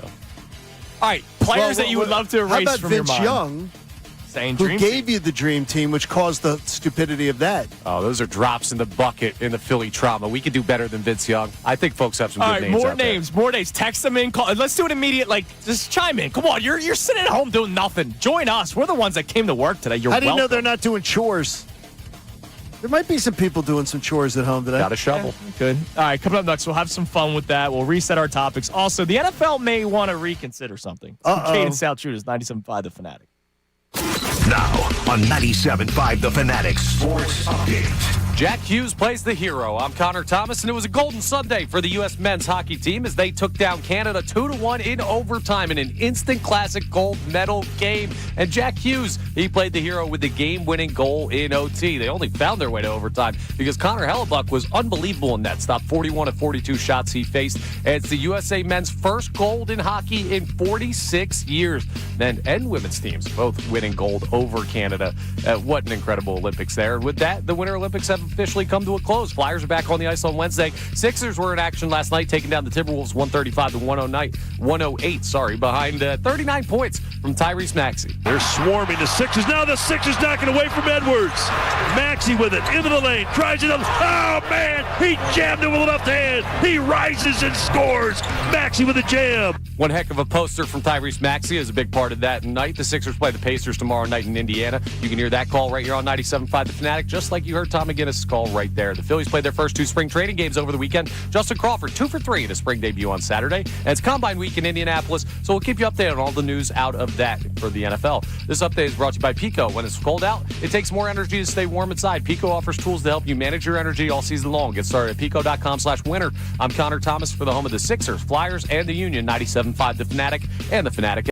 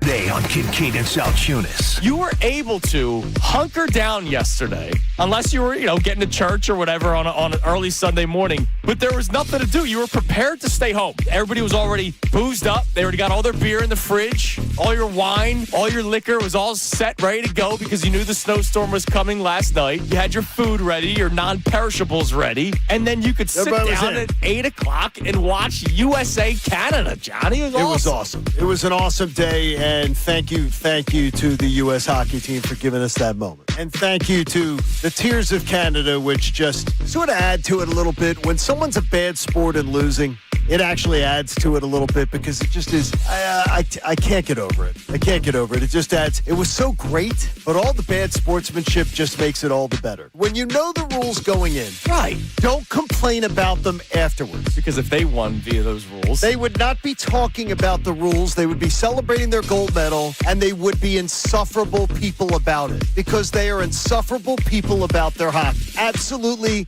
awful people about their hockey. Remember just last year when Justin Trudeau was telling us, you can't take our game. Well, we took the gold. Yeah, well, guess damn what? it. Now back to the show. All right, it is 9 a.m. here on Kincade and Salciunas, 97.5, The Fanatic. We've been hanging out here in the storm with you. Yes, we have been. Anyone check in on Justin, by the way? Did he post anything yesterday? Justin who? Justin Turner? Trudeau, because he told us that we couldn't take our game. I don't know. I didn't hear. Did he put out a, hey, silver shines just as bright as gold post? Now, it wouldn't shock me if he did. That would be on brand for him. That would sort of be a... I don't think that he would. I don't think that he would. I don't know. I could see it. Just as it's such a weak response. And for such a great team, It was such a because they are a great team. No post since February 17th. Okay, they're such a Sorry, the February 20th post was the last one. You can't take our country and you can't take our game. It's pinned. They are such a great, and that was last year. Oh, that's last year. Yeah, okay. last so year the he last said post. that. Sorry, Yes. last post February 17th. They are such a great team, the Canadian team. Yeah. Such an amazing, and they played such a great series. I mean, it was of games. It was amazing. They're so talented, and I like the vast majority of their players. It was a great thing, and the NHL's just never figured out a way to capitalize on it. The success of these type of events, I wish that they would. Oh yeah, because this is fun. I wish that they would. The Olympics are freaking awesome. It's a different kind of hockey, though. Yes, absolutely. Completely different brand of hockey. All right, so we are getting a lot of responses on our YouTube chat Okay. about players you wish you could erase from memory. And again, if you're just tuning in, you're just joining us as you're hunkered down and enjoying the snow day. Hopefully, you're enjoying the snow day and not going to work. There are cars out there. I've been looking out at City Ave a couple of times during the break. There are people out and about. The roads aren't pleasant. And they are at asking. all. By the way, they are asking people to stay off the road. Stay home. But like you said, people, doctors, nurses. Yeah, I they mean, gotta get to no, work. exactly. There are some people that have to be there, but they're asking people to please stay home. This morning during the overnight, I heard the name Al Horford mentioned, who is Oh my still gosh. playing for the Golden State Warriors. Breaking news for John. I didn't know Kincade that. I and didn't know Connor which. Thomas. I didn't know he was playing. I knew he was playing because I've heard his name before in a highlight, but I didn't know he was. Didn't think it was the Warriors. By the way, MBD points us out. Shout out to him on the YouTube chat. He's got a player option for next year too. Oh my God! So you're going to pick that up because you're not going to waste the millions of dollars. And I No. doubt that there's this huge market for Al Horford. So he's going to make lots of money next year being on the Warriors too. That team Wow. just gets older and older. Dave Dombrowski loves the Warriors. Remember, he used them as an example. He literally said, "There's a team with a Well, bunch of the old guys." Warriors, and they're one of the favorites. He said they're one of the favorites. No, they aren't, Dave. They're not one of the favorites. No, Dave. All right. They weren't. Other than good club and actually trying to talk baseball, the Warriors analogy Terrible. is egregious. That's a terrible analogy. That's something that you can't do. It's an analogy that you would have used it 5 years ago, and everybody would have gone, man, everybody'd love to be like what the Warriors have done. You can't do that now. Connor, by the way, do you know what they've done to you in the afternoon? Have you caught it? No. What's going on? You know how Connor hates? It's a good club. Good club. Well, now they've, in the midday, they found the string of him doing it 3 different ways. So now they have the string of. So when they play, it's like club, they have, club, they have club. 3 different ways of him saying it. It's a good club. We got a good Come on, club. Connor. Why don't you have that? So, no. I Yeah, think you guys got it covered. No, I think they're doing it to tweak Connor. Yeah. It's a little subtle in-house. Oh, brother, if you think that's about me, I think it's a little. I do not carry that level of weight. I think there's plenty of people that get annoyed by the good club stuff. I think it's a good club. So we're getting a lot of good responses. Jay King checks in with Travis Lee. That's stiff. That's a Yeah, great. but Travis that's a Lee great wasn't answer. a big enough. Like, Dude, he bad was impact. he was supposed to be the next big thing. Okay. Dude, Travis Lee. Okay, you got suckered in then. You got suckered in. It's not just me. Travis Lee, I forget the exact story. He was one of these guys that got drafted and kind of like J.D. Drew with us, but it was with, I guess, Tampa at the beginning, and then Arizona paid him a lot of money. Like, Travis Lee was this guy that was supposed to be the next big thing in Major League Baseball. The 6'3" left-handed hitting first baseman. He was supposed to be the next big thing, and he sucked. Kevin Cobb. Yes. And by the way, raise your hand if you had a Kevin Cobb jersey. You got What? a Cobb jersey, huh? What? Why? Because I was a dope. Look, I'll admit it. When I'm stupid, I'm stupid. I'll admit it. I bought a Kevin Cobb jersey because I believed so much in Andy Reid. I believed so much I got you. that Andy Big Reid. red. The fact that Andy Reid believed in him so much was enough for me to make myself believe in Kevin Cobb so much. And that was freaking stupid. You have some water? Scott McMullen goes with DeMarco. I wish that never happened. Oh, Yeah, that we was got a text or on the D'Amico. text line about No, DeMarco Murray. Oh, I thought you were saying D'Amico. No, remember was he was good. being tracked by helicopter. Yes. Like, it was such a big deal that the Eagles signed Dallas Cowboys running back DeMarco Murray that we had a helicopter on patrol following his car to NovaCare. Is there anybody good that left that you would be upset? You'd sort of like like that they stayed too short or they weren't around long enough or they let get away. Terrell Owens. Yeah. I'm telling you. Wish that worked out. Gosh. Wish the whole driveway crunches thing didn't happen. Great content for a year. I imagine Sports Talk Radio during the TO driveway crunches was buzzing. You think? But I don't think it was there. great. Bob was there for that. Yeah, I remember Our buddy that, Bob yeah. Cooney was there covering that. All right, let's we got text. Before we get to text, let's go to Nick on the cell. Nick wants to chime in on this. What's up, dude? Yo, Nick. Boys. What's up, buddy? How we doing? Good. Well, First man. off, where are you at? Because it just says cell. Where are you at? What's the snow like? It sounds like you're driving. Yeah, I'm actually headed down South Jersey for power outages right now. Oh, so you're taking care of people. Yeah, then. are you going to my neighborhood? Because that would be nice. I mean, I'm going really, really south into the Salem area. There you go. Thank you for taking care of people, and thank you for going out there today. Yeah, make a pit stop in Sewell for me when if you have the time. All right, who's the name? And yeah, by the way, be careful because I know it's gonna be busy out there for you today. What's the Sixers player? So obviously the obvious is Ben Simmons, Andrew Bynum, but I'm not going to give you a player. I'm going to give you the trust the process error. It's embarrassing now. It is. I It's wish totally it was gone forever. It never should have happened. Never should have happened. Says you. It's an embarrassing. Says it's all an of you. embarrassing blight. Says all of you anti-process. A people. loser blight on this city. You know It's an what embarrassing was moment. really fun? The 8th seed every single year. That was Yeah, fun it was great. too. Winning 40 games and hoping that one year was going to work. What was great is going around bragging like you'd come up with some master plan that was smarter than everybody else. I agree with you there. Stupid. But Sam people freaking forget that Hinkie. before the process, they were in purgatory. Yeah. And it sucked. It was really, really bad. Sam Hinkie. We were talking about Thaddeus Young. Like, come on, man. Sam Hinkie. I thought he was going to give us a coach because Jay King checked in with a non-Sixers player, but coach Okay. Eddie Jordan Oh, God, he was terrible. and the Princeton know, offense. I heard some really, I'm sure you all have too. I've heard some really bad stories about his tenure as a coach. I'm not. I just know Like really I bad. just know he was a horrible. but like really bad stories about his ability to, his basic ability to coach and to communicate and to I'll just say, not surprised. really like, I mean, it was terrible. Like they like people wondering like how did he get the here? job? Like, Yeah. How did it happen? Like how did that ever happen? It's amazing. Did he do anything afterward? I don't think so. Like, was he even on a staff? Well, the weird afterward? thing was he was supposed to run the Princeton offense, right? Yeah, that was the. And then, Princeton offense, but they even said it didn't look like the Princeton offense.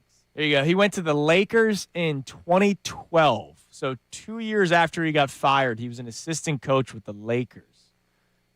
He was brought in to primarily assist Mike Brown in installing the Princeton offense. And then I forgot he went to Rutgers. He was the head coach of Rutgers Scarlet Knights, stand up. for 3 years, and that's it. Eddie Jordan has not coached basketball professionally or college since 2016. Wow. And he was the head coach of the Philadelphia 76ers. What do we got on the text line? You said a lot of people That's are chiming in brutal. on this. I'm glad that people are part of the show. Thanks for listening, guys. Like, seriously. From the We bottom of our appreciate you hearts. being with us today. You know, some days you wonder, all right, going to make this trek. How many people are going to be listening? So the fact that people are joining we in. walked through a appreciate blizzard that. for you today, Damn and right we we're did. glad that you're with us. So Bryant checks in, and he says, I would erase Andrew Bynum from my Philly sports memory. That's a good one. Yeah, I got a lot of that on YouTube, the Bynum, because Thief? And he's a thief, and he started what you hate the most. The fact that the Bynum thing didn't work out is what led to the process. Yes. Who was the other player that was involved in that trade that the Sixers acquired? I don't know. Jason Richardson. Oh, okay. Jason Richardson. Yeah, remember the former slam dunk contest champion, could shoot the three ball pretty well. Love Jay Rich. What else we got? All right, so this texter checks in. This So is a, suckered it on so many players. Well, that was the old school Warriors That's days so with suckered the in. guy on the logo. The old 90s NBA logo is better than today. Not even close. 90s logo's best. They had the actual Warrior on the logo, and Jason Richardson was on the Warriors. Go ahead. This is a guy that I forgot about that is a great erase candidate from Phillies history. This texter says Juris Familia. Oh, my. He sucked before they got him. Yes. And then he was really bad. And then I still remember, I forget if they were on the team or not. Was Familia and Odubel still here when they did the stand up to Domestic Violence Day. Did they? I forget if they I don't remember they wore remember. the purple shirts. It may have been right after they got rid of them or something like that. But like, not only was George Smealy he was also a bad dude. Like, he was a bad person and sucked He was a bad at his person. craft. Yeah, And the Phillies signed him, thinking it would work. Matt Klentak. There's a name that if I could erase it from my memory, it would be Matt Klentak. Because you can't even credit him for Bryce. Because that was Middleton flying the jet to Bryce and having dinner with him. Correct. If I could erase Matt Klentak from memory, I would do that. Adam Hazley, Mickey Monier, those are his draft picks. That guy literally set the franchise back years. Yeah. If it wasn't him and Andy McPhail. I know we joke around about Bryce the GM, but like Bryce the GM also got them out of a 10-year playoff drought because Matt Klentak where'd he go? Dartmouth. He went to one of these schools. Oh, Ivy League. He's going to be this great next thing because he crunched numbers and he sucked. Andy McPhail, hate him, despise that person. The name fits. Lived up to his name. Yeah. Where do you fit all this hate? You too. You could really. There's some. Look, there's a deep portal of hatred in my brain. All Yeah, right? let some stuff go. What my else?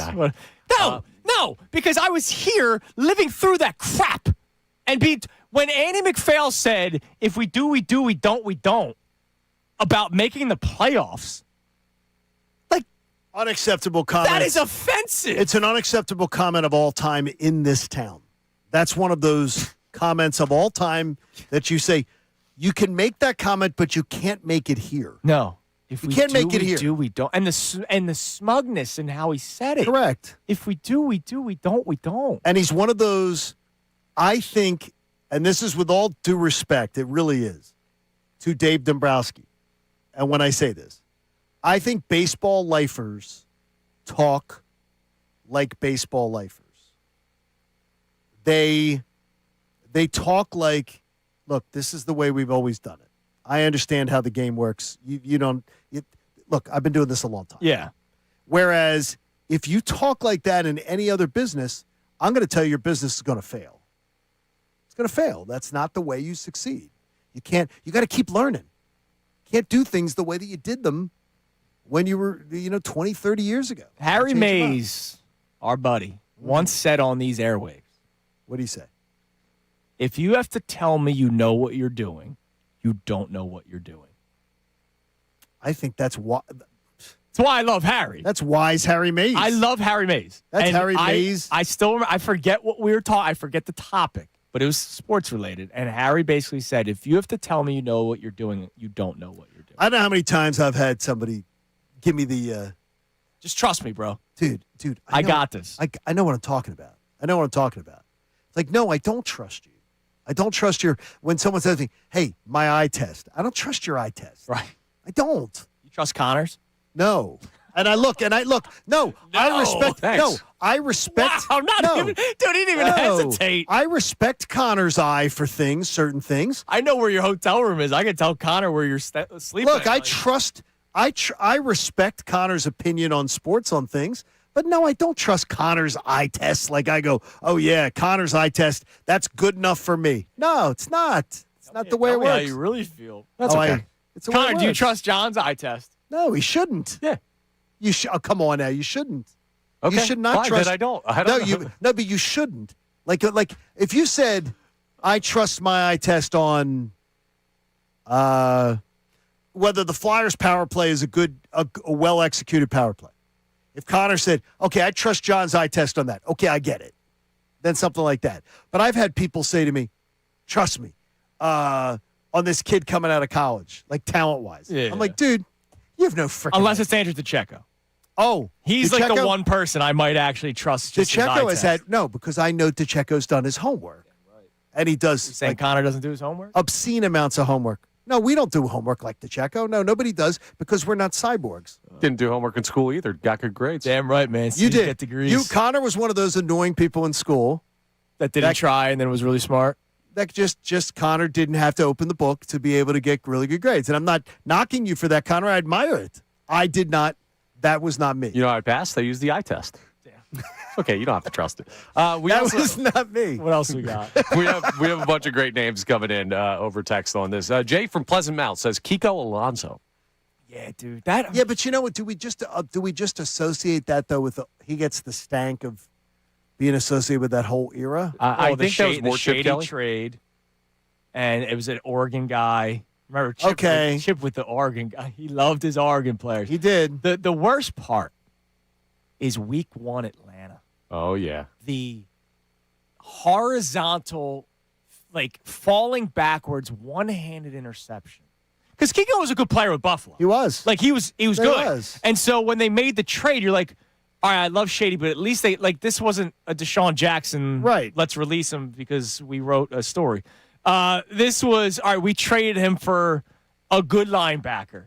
Still a fan favorite, Shady, so there were people upset, but at least you got a player that you go, this guy has success at his position for a different team. And then Week 1 makes a highlight play. It was ridiculous highlight play. It was great. And then he sucked the rest of the way. He was terrible. Like, that was it. That was his only moment. Also a dirty player. And, I like guys that play tough and physical. And but there's some spots for that. Like, if you have a goon, like watching Tom Wilson play for the Canadian national team, I love that guy, even though I hate to see the Flyers play against him. But, Kiko Alonso's a dude, you could find a highlight reel of him taking shots at guys taking slides and taking people's heads off. He was the Joe Flacco guy, right? Yes, he was the Joe Flacco guy. You're right. Check, please. Yes, yes. The field. That's the other thing. I don't like rooting for guys like that. Do you know how many years he played after the Eagles? Because he only played the one season, and then that was it. I imagine 3 or 4. He played for the Dolphins for 3 years, then the Saints, then the Niners, and then in 2022 he was with the Saints. I'm going to tell you, I believe for a player of his talents, I'm surprised he bounced around that much. Well, because I think he was more talented than a guy to have that many teams on his resume. I don't know about you. You may disagree. That's how I look at it. Who was the other player that was traded with Alonso to the Dolphins? This is a famous trade. It was a safe. Was it a corner? It was. I can see him. You could see his face on the sideline. I can see him. The burnt toast meme really started in Philadelphia in this time. No, it didn't. It wasn't for Byron Maxwell? Well, the meme maybe. It was Byron Maxwell. They that traded. Meme was definitely Byron Maxwell. It was Alonso and Byron Maxwell, and they got the 13th overall pick. And then remember, they used that pick and jumped to 2 to get Carson Wentz. How about that? That was well. They jumped to 14, right? No, 13. They jumped to 13, and then they jumped to 2. I remember when they jumped to 2 that afternoon. Yeah, I was on the air with Robin Harry. That was so awesome. I was so happy. Real quick, what happens in Mexico with the NFL and the World Cup? With the violence that's happening right now. You cannot have Guadalajara is supposed to even host events. Right. There are people that were having to hunker down in their resorts with gunmen at the front of their resorts. Yeah, in case people don't know. The airport was ransacked yesterday by cartel members. The head cartel member was killed. Executed. And then the cartel retaliated. And still are, right? Like, I think it's still actively happening. I don't know how you can,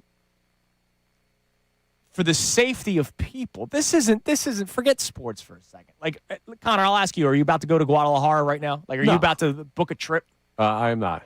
Well, they should not. What's the temperature? Right now,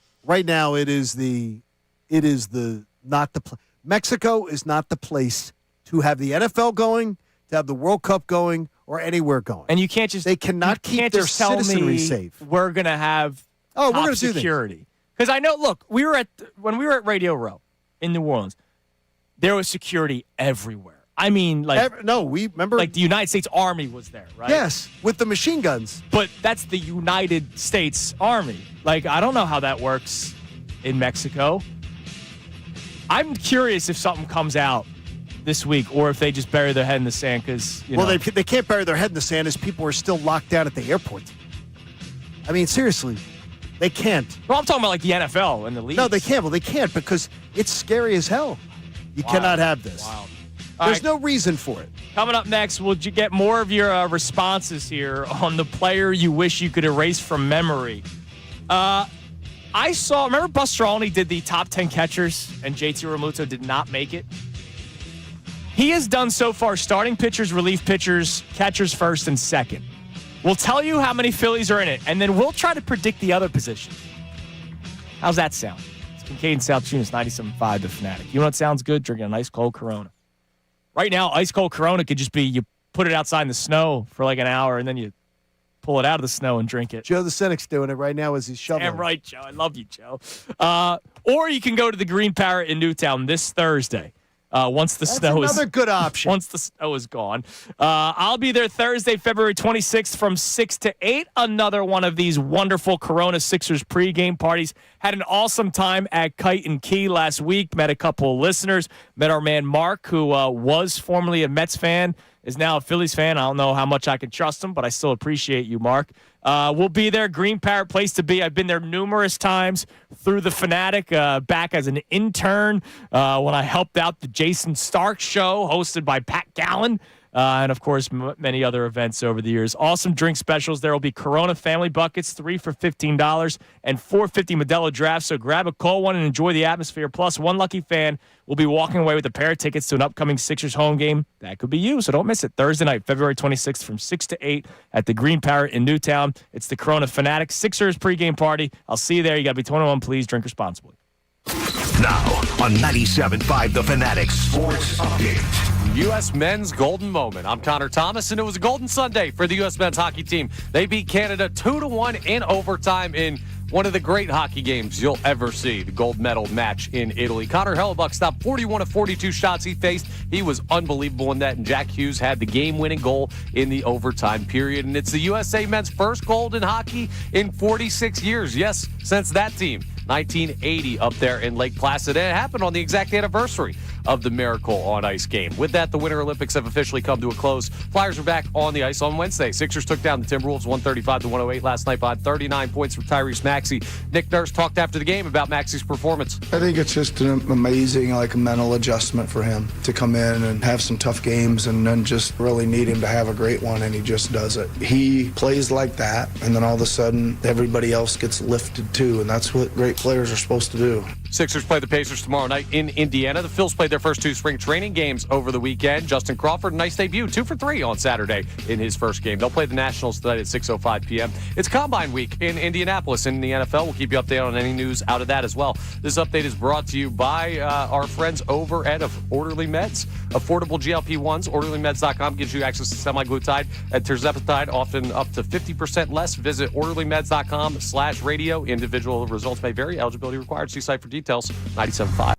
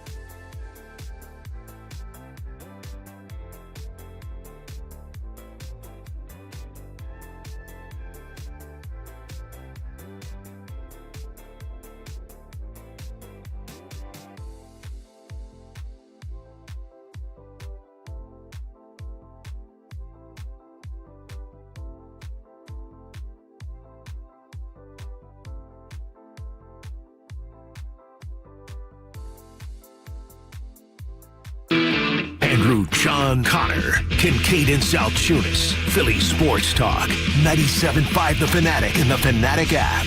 The final hour of Kincade and Salciunas is presented to you by The Bagster. It's a dumpster in a bag. You can get yours today at Home Depot and Lowe's. You need details? Go to Bagster.com. Big fan of George Springer, officially. What did he do? Yesterday during spring training action, they were just doing a little workout. They didn't have a game, so just live pitching, live batting. Kevin Gossman was pitching for the Blue Jays. The gas man.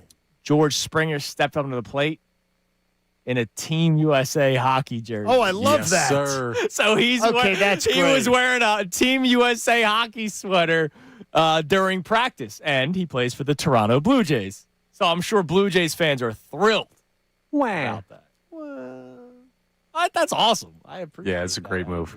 Can you imagine, too? They're also in Florida because they're in spring training. How about this is that what would Jack Hughes' injury have meant in an NBA game? That's been as a trending topic this morning. What would an NBA player have done with Jack Hughes' injury? He'd be out for 2 years. 2 years, probably. That's excellent. No back-to-backs. Yeah, Jack Hughes gets his teeth knocked out and everything, and it's just like, I'm out there. Yeah, it's a big difference. Man. By the way, it was caps that got knocked, so it wasn't real teeth. Oh, okay. It was the caps got broken off. So but the one on the bottom got knocked off. So the one was a real tooth. Okay. The others were caps that got broken off. All right, so he's not a fake tough guy. There you go. Real tough guy. All right, so what do you got on the text line? Players that we wish we could erase from memory. And then we're going to go through. Buster Olney is putting together a top 10 list for different positions. He actually just dropped third base. So we have third base to discuss as well.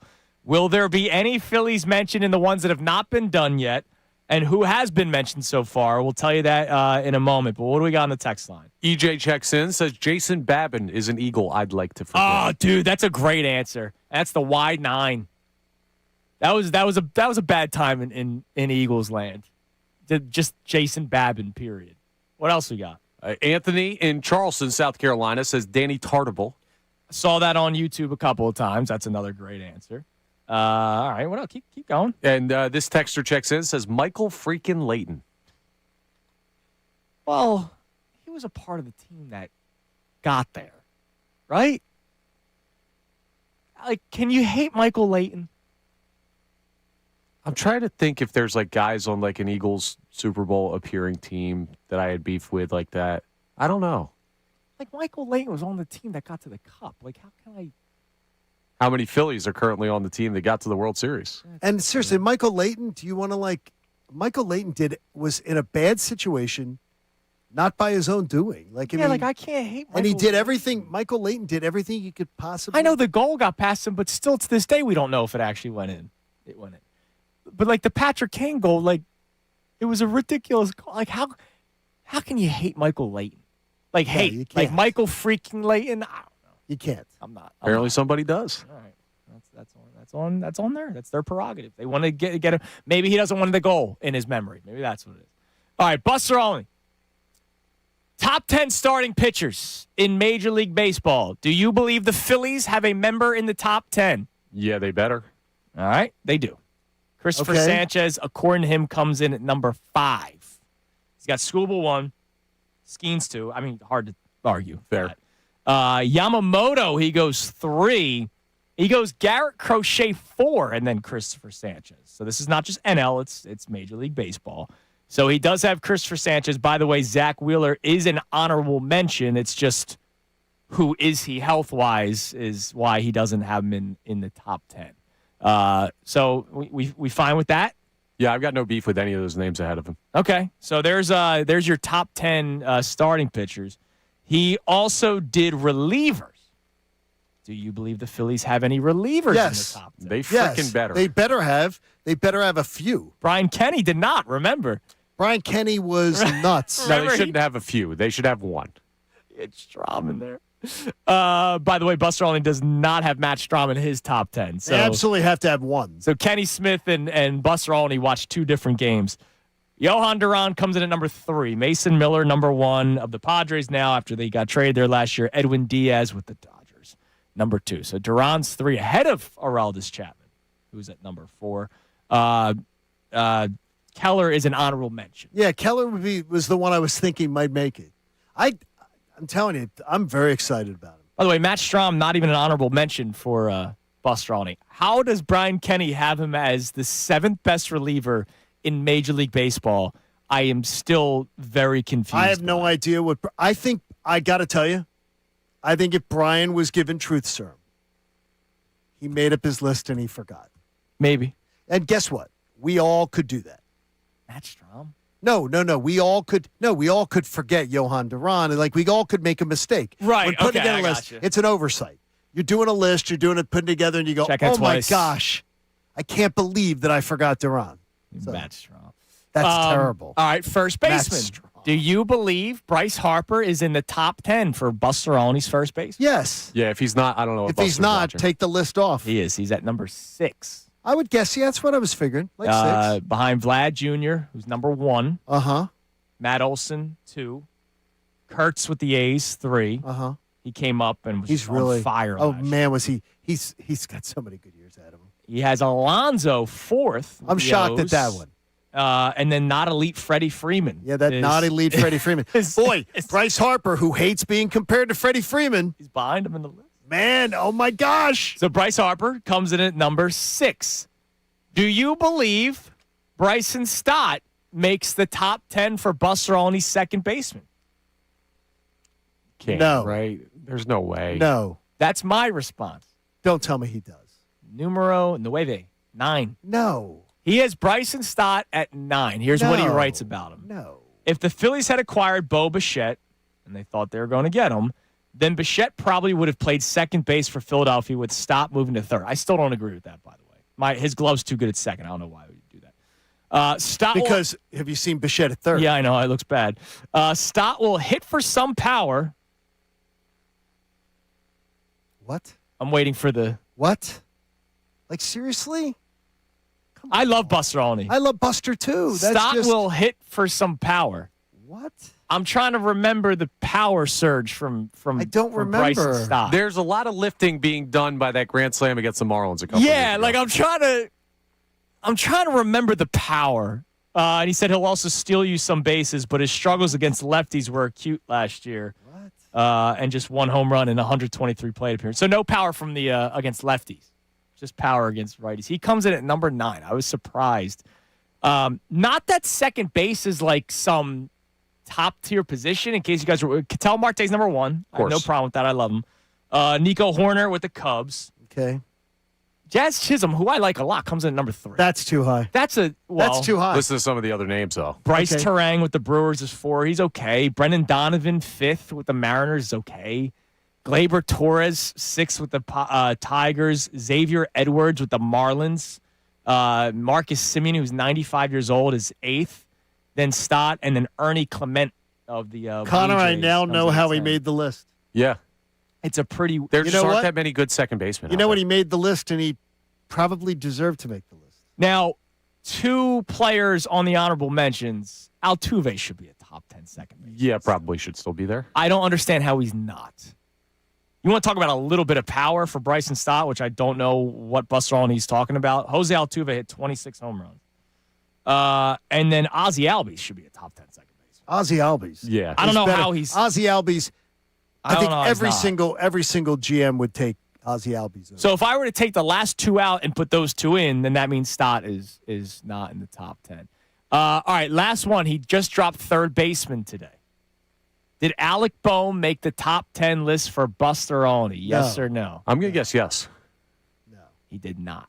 Okay. No. How? I don't Honorable know how mention? he could. How could he? 6th honorable mention. Okay. That's what? What? Yeah, he's, third base is a really good. I mean, your 10th best. You mean, Connor, it's more of the fact is. Yeah, it's not second I base. actually think, like, I understand where your point of view is. Yeah. Like, you think he deserves to be close, but third base has so many better players than stacked. second. Carlos Correa is the 10th best third baseman. Okay, that's according to really Buster good. Olney. Like, that's a really good position. So it's not necessarily an Alec Boehm thing. more so the position. But that's why I had problems with him slapping singles, because I need my third baseman to drive the ball, and he doesn't. He just doesn't. No, but you have a second baseman that has pop. Yeah, that's interesting with that one. All right, coming up next, we'll check our text line. Do we believe the Phillies have a top 10 shortstop, left fielder, center fielder, right fielder? Those are the last positions that he's not done yet. We'll try to figure that out next as well. It's Kincade and Salciunas, 97.5 The Fanatic. Spring training's underway. The Phillies are preparing to defend their NL East title and make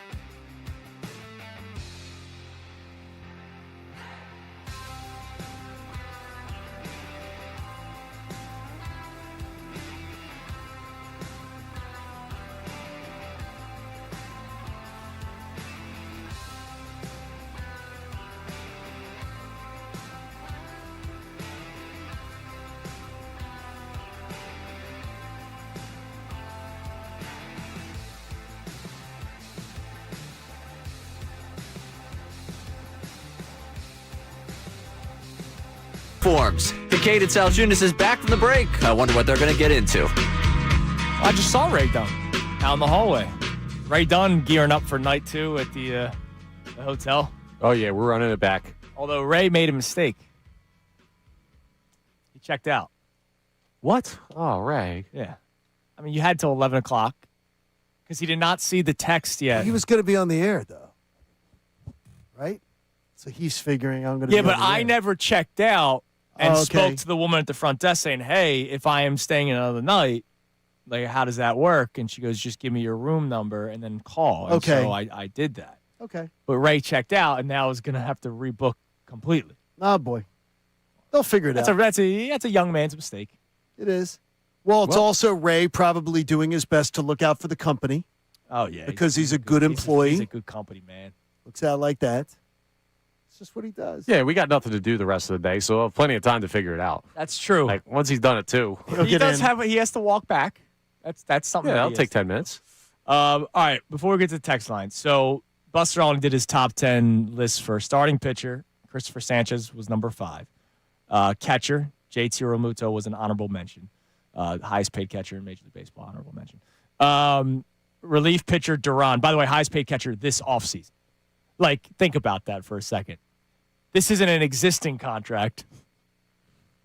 They paid a catcher that is an honorable mention, according to an MLB insider report. Who had no multi-year offers from anyone. Highest paid catcher. Highest paid catcher, and gave him 3 years. It's a dopiest move. It's the dopiest offseason move. Yeah. But all you had to do was go 1 year. Couldn't lose him. No. All you had to do is go 1 year. Go, where are you getting better? Yeah. Where are you getting a better deal? You're not. Couldn't lose him, man. If Dave Dombrowski is invited to your poker night, make sure he's there. Get him there. Get him. Send a car for him. Send a black lane for him to pick him up. Duran was 3rd among relievers. Harper 6th among first basemen. Bryson Stott and his power 9th among second base. And Alec Bowman, honorable mention. But as we talked about, there's a lot of really freaking good third basemen in Major League Baseball. Yeah, that's less, you understand it because of the position. All right, so left field. I know Brian Kenny had Brandon Marsh at 10. Does Brian Kenny also had Matt Strahm at 7. Does Buster Olney consider Brandon Marsh a top 10 left fielder in Major League Baseball? No. I don't think that he will, considering he's a platoon player. No. Well, Stott's on there, and Stott's a platoon player. No. Do you think they're going to platoon Stott early in the year? Yeah. Do you think that's like... I think that's set in stone. Like, I think that's what you gotta do. I hope so, because that's what they should do. It's what they have told you the postseason the last 4 years. Yeah, we'll play him against lefties in May, but come October, his ass is on the bench. I wonder if they actually do it, though, or not. They do love Sosa. Everybody loves Sosa. Yes. They definitely love Sosa. Shout out Chief Keef. But I don't know. Is Brandon... I think he'll be an honorable mention. It would be hard for me to call Brandon Marsh a top 10 left fielder. Left field it's another one of those positions that isn't very deep. I don't think he's top 10, but I think he'll be honorable mention. All right. Crawford won't be in it just because he hasn't played. Correct. No. And then does Adolis Garcia get considered a top 10 right fielder? No, right field's good. He can't be. There's no way he can be. I don't think so. No No, way. he's not going to be.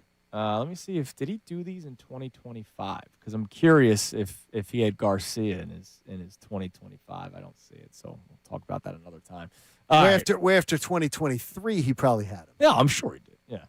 All right, what do we got on the text line? We've had a bunch of stuff today. We've been trying to keep you warm, and we've been trying to keep ourselves sane because life's been a little hectic. I've been making a lot of phone calls during the commercial breaks trying to orchestrate maneuvers. What do we got on the text line? Fernando checks in, gives a name that he wants to forget in Philly sports history. Sam Bradford, a name he wants to erase from his memory. See, I disagree on that one. Why? Because what do you want to forget? Didn't it work out nicely for us? Oh, well, that's not him, though. Kind of. I get what you're saying. What do you mean, kind of? You got the win. What do you mean? What do you mean, it kind of? You got a first and a fourth. It worked out great for us. That Sam Bradford was here. Like, it worked out great. Who did the Eagles end up picking with? Do you win a Super Bowl without it? No. Well, No, just- hold on. They traded him because the Vikings Had a broken leg. had the broken Right. leg. Right. So So do you win a Super Bowl if that doesn't happen? I guess not. You know what's amazing? If you type in Sam Bradford trade on Google, the first thing that pops up is the butterfly effect of the Sam Bradford. Right. And I'm telling you, we should love Sam Bradford forever. Well, who'd you draft with that pick? that you got Here's from why. Well, Minnesota? here's why it's the butterfly. You don't win the Super Bowl without it. Well, who'd they draft? Wentz plays year one as a rookie because remember he jumped Chase Daniel. Right. Chase Correct. Daniel's such a great quarterback. He got jumped by Carson Wentz. Wentz gets the rookie year experience in 2016. Playing every snap. 2017, he then has His a year of MVP. exposure, and He has should an have been MVP season. till he tears his knee. First round pick, you drafted Derek Barnett, who recovered the fumble Correct. that Brandon Graham, the strip sack of Tom Brady. Oh, by the way, you needed a new backup. And who became the backup to Carson Wentz the following season? Your Super Bowl MVP, Nick Foles. Okay, fair point. I mean, it's we should love Sam Bradford forever. Nah. Yes. I don't have to love Sam Bradford. No, I you can should love love- what came after Sam Bradford. Sam Bradford was a pivotal. Without Sam Bradford, none of that happens. He should be invited to the 2027 ceremony. Is Wentz there next year? That's next year. Yeah, he'll be there. He would be there if he's not playing. Oh. He's going to be on Well, a he'll roster. be on a team, so he'll be no, on a he probably roster. won't be there. He'll be on a roster somewhere. He's too valuable to not be on a roster. You see the tomato cans that are playing quarterback? There's a lot of bad quarterbacks. Man, gosh. Does he make a roster this year? What's his? I forget what his injury is. Remember his shoulder was like Yeah, but you see who's toilet been, paper. But do you see who's been? Do you see who's been hiring him though? Andy Reid, Yeah. Sean O'Connell, Sean McVay. The brightest quarterback minds are the guys who don't mind having him around. So they know that there's some value in him. Sure. Well, if the Eagles trade Tanner McKee to Pittsburgh for a first, then you need a new backup here. Well, they're going to probably draft him. I know, I'm messing around. Carson Wentz, he's 33 years old already. That's nuts. What are you doing? Why are you? Just I had a peanut or something stuck in my tooth. So try to get it out of my You guys mouth. all right there? There you go. Did that go through your ear? No. Oh, No. Maybe I just. You're just sensitive to it.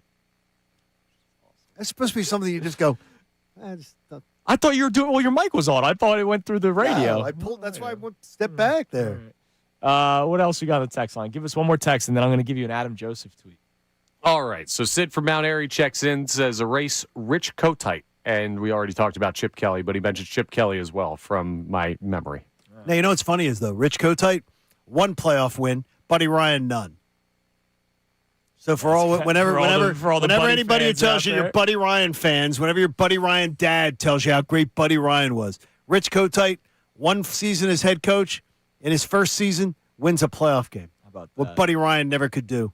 All right, Adam Joseph, who you were breaking bread with last night at the hotel. As of 7 a.m. this morning, by the way, it is continued. Yeah, it's still snowing. He tweeted this out an hour ago, so he tweeted it around, at the start of the 9 o'clock hour. So as of 7 a.m., the storm ranks 17th in the history of the Philadelphia area. Philadelphia, he just says Philadelphia snow. Okay. 17th largest.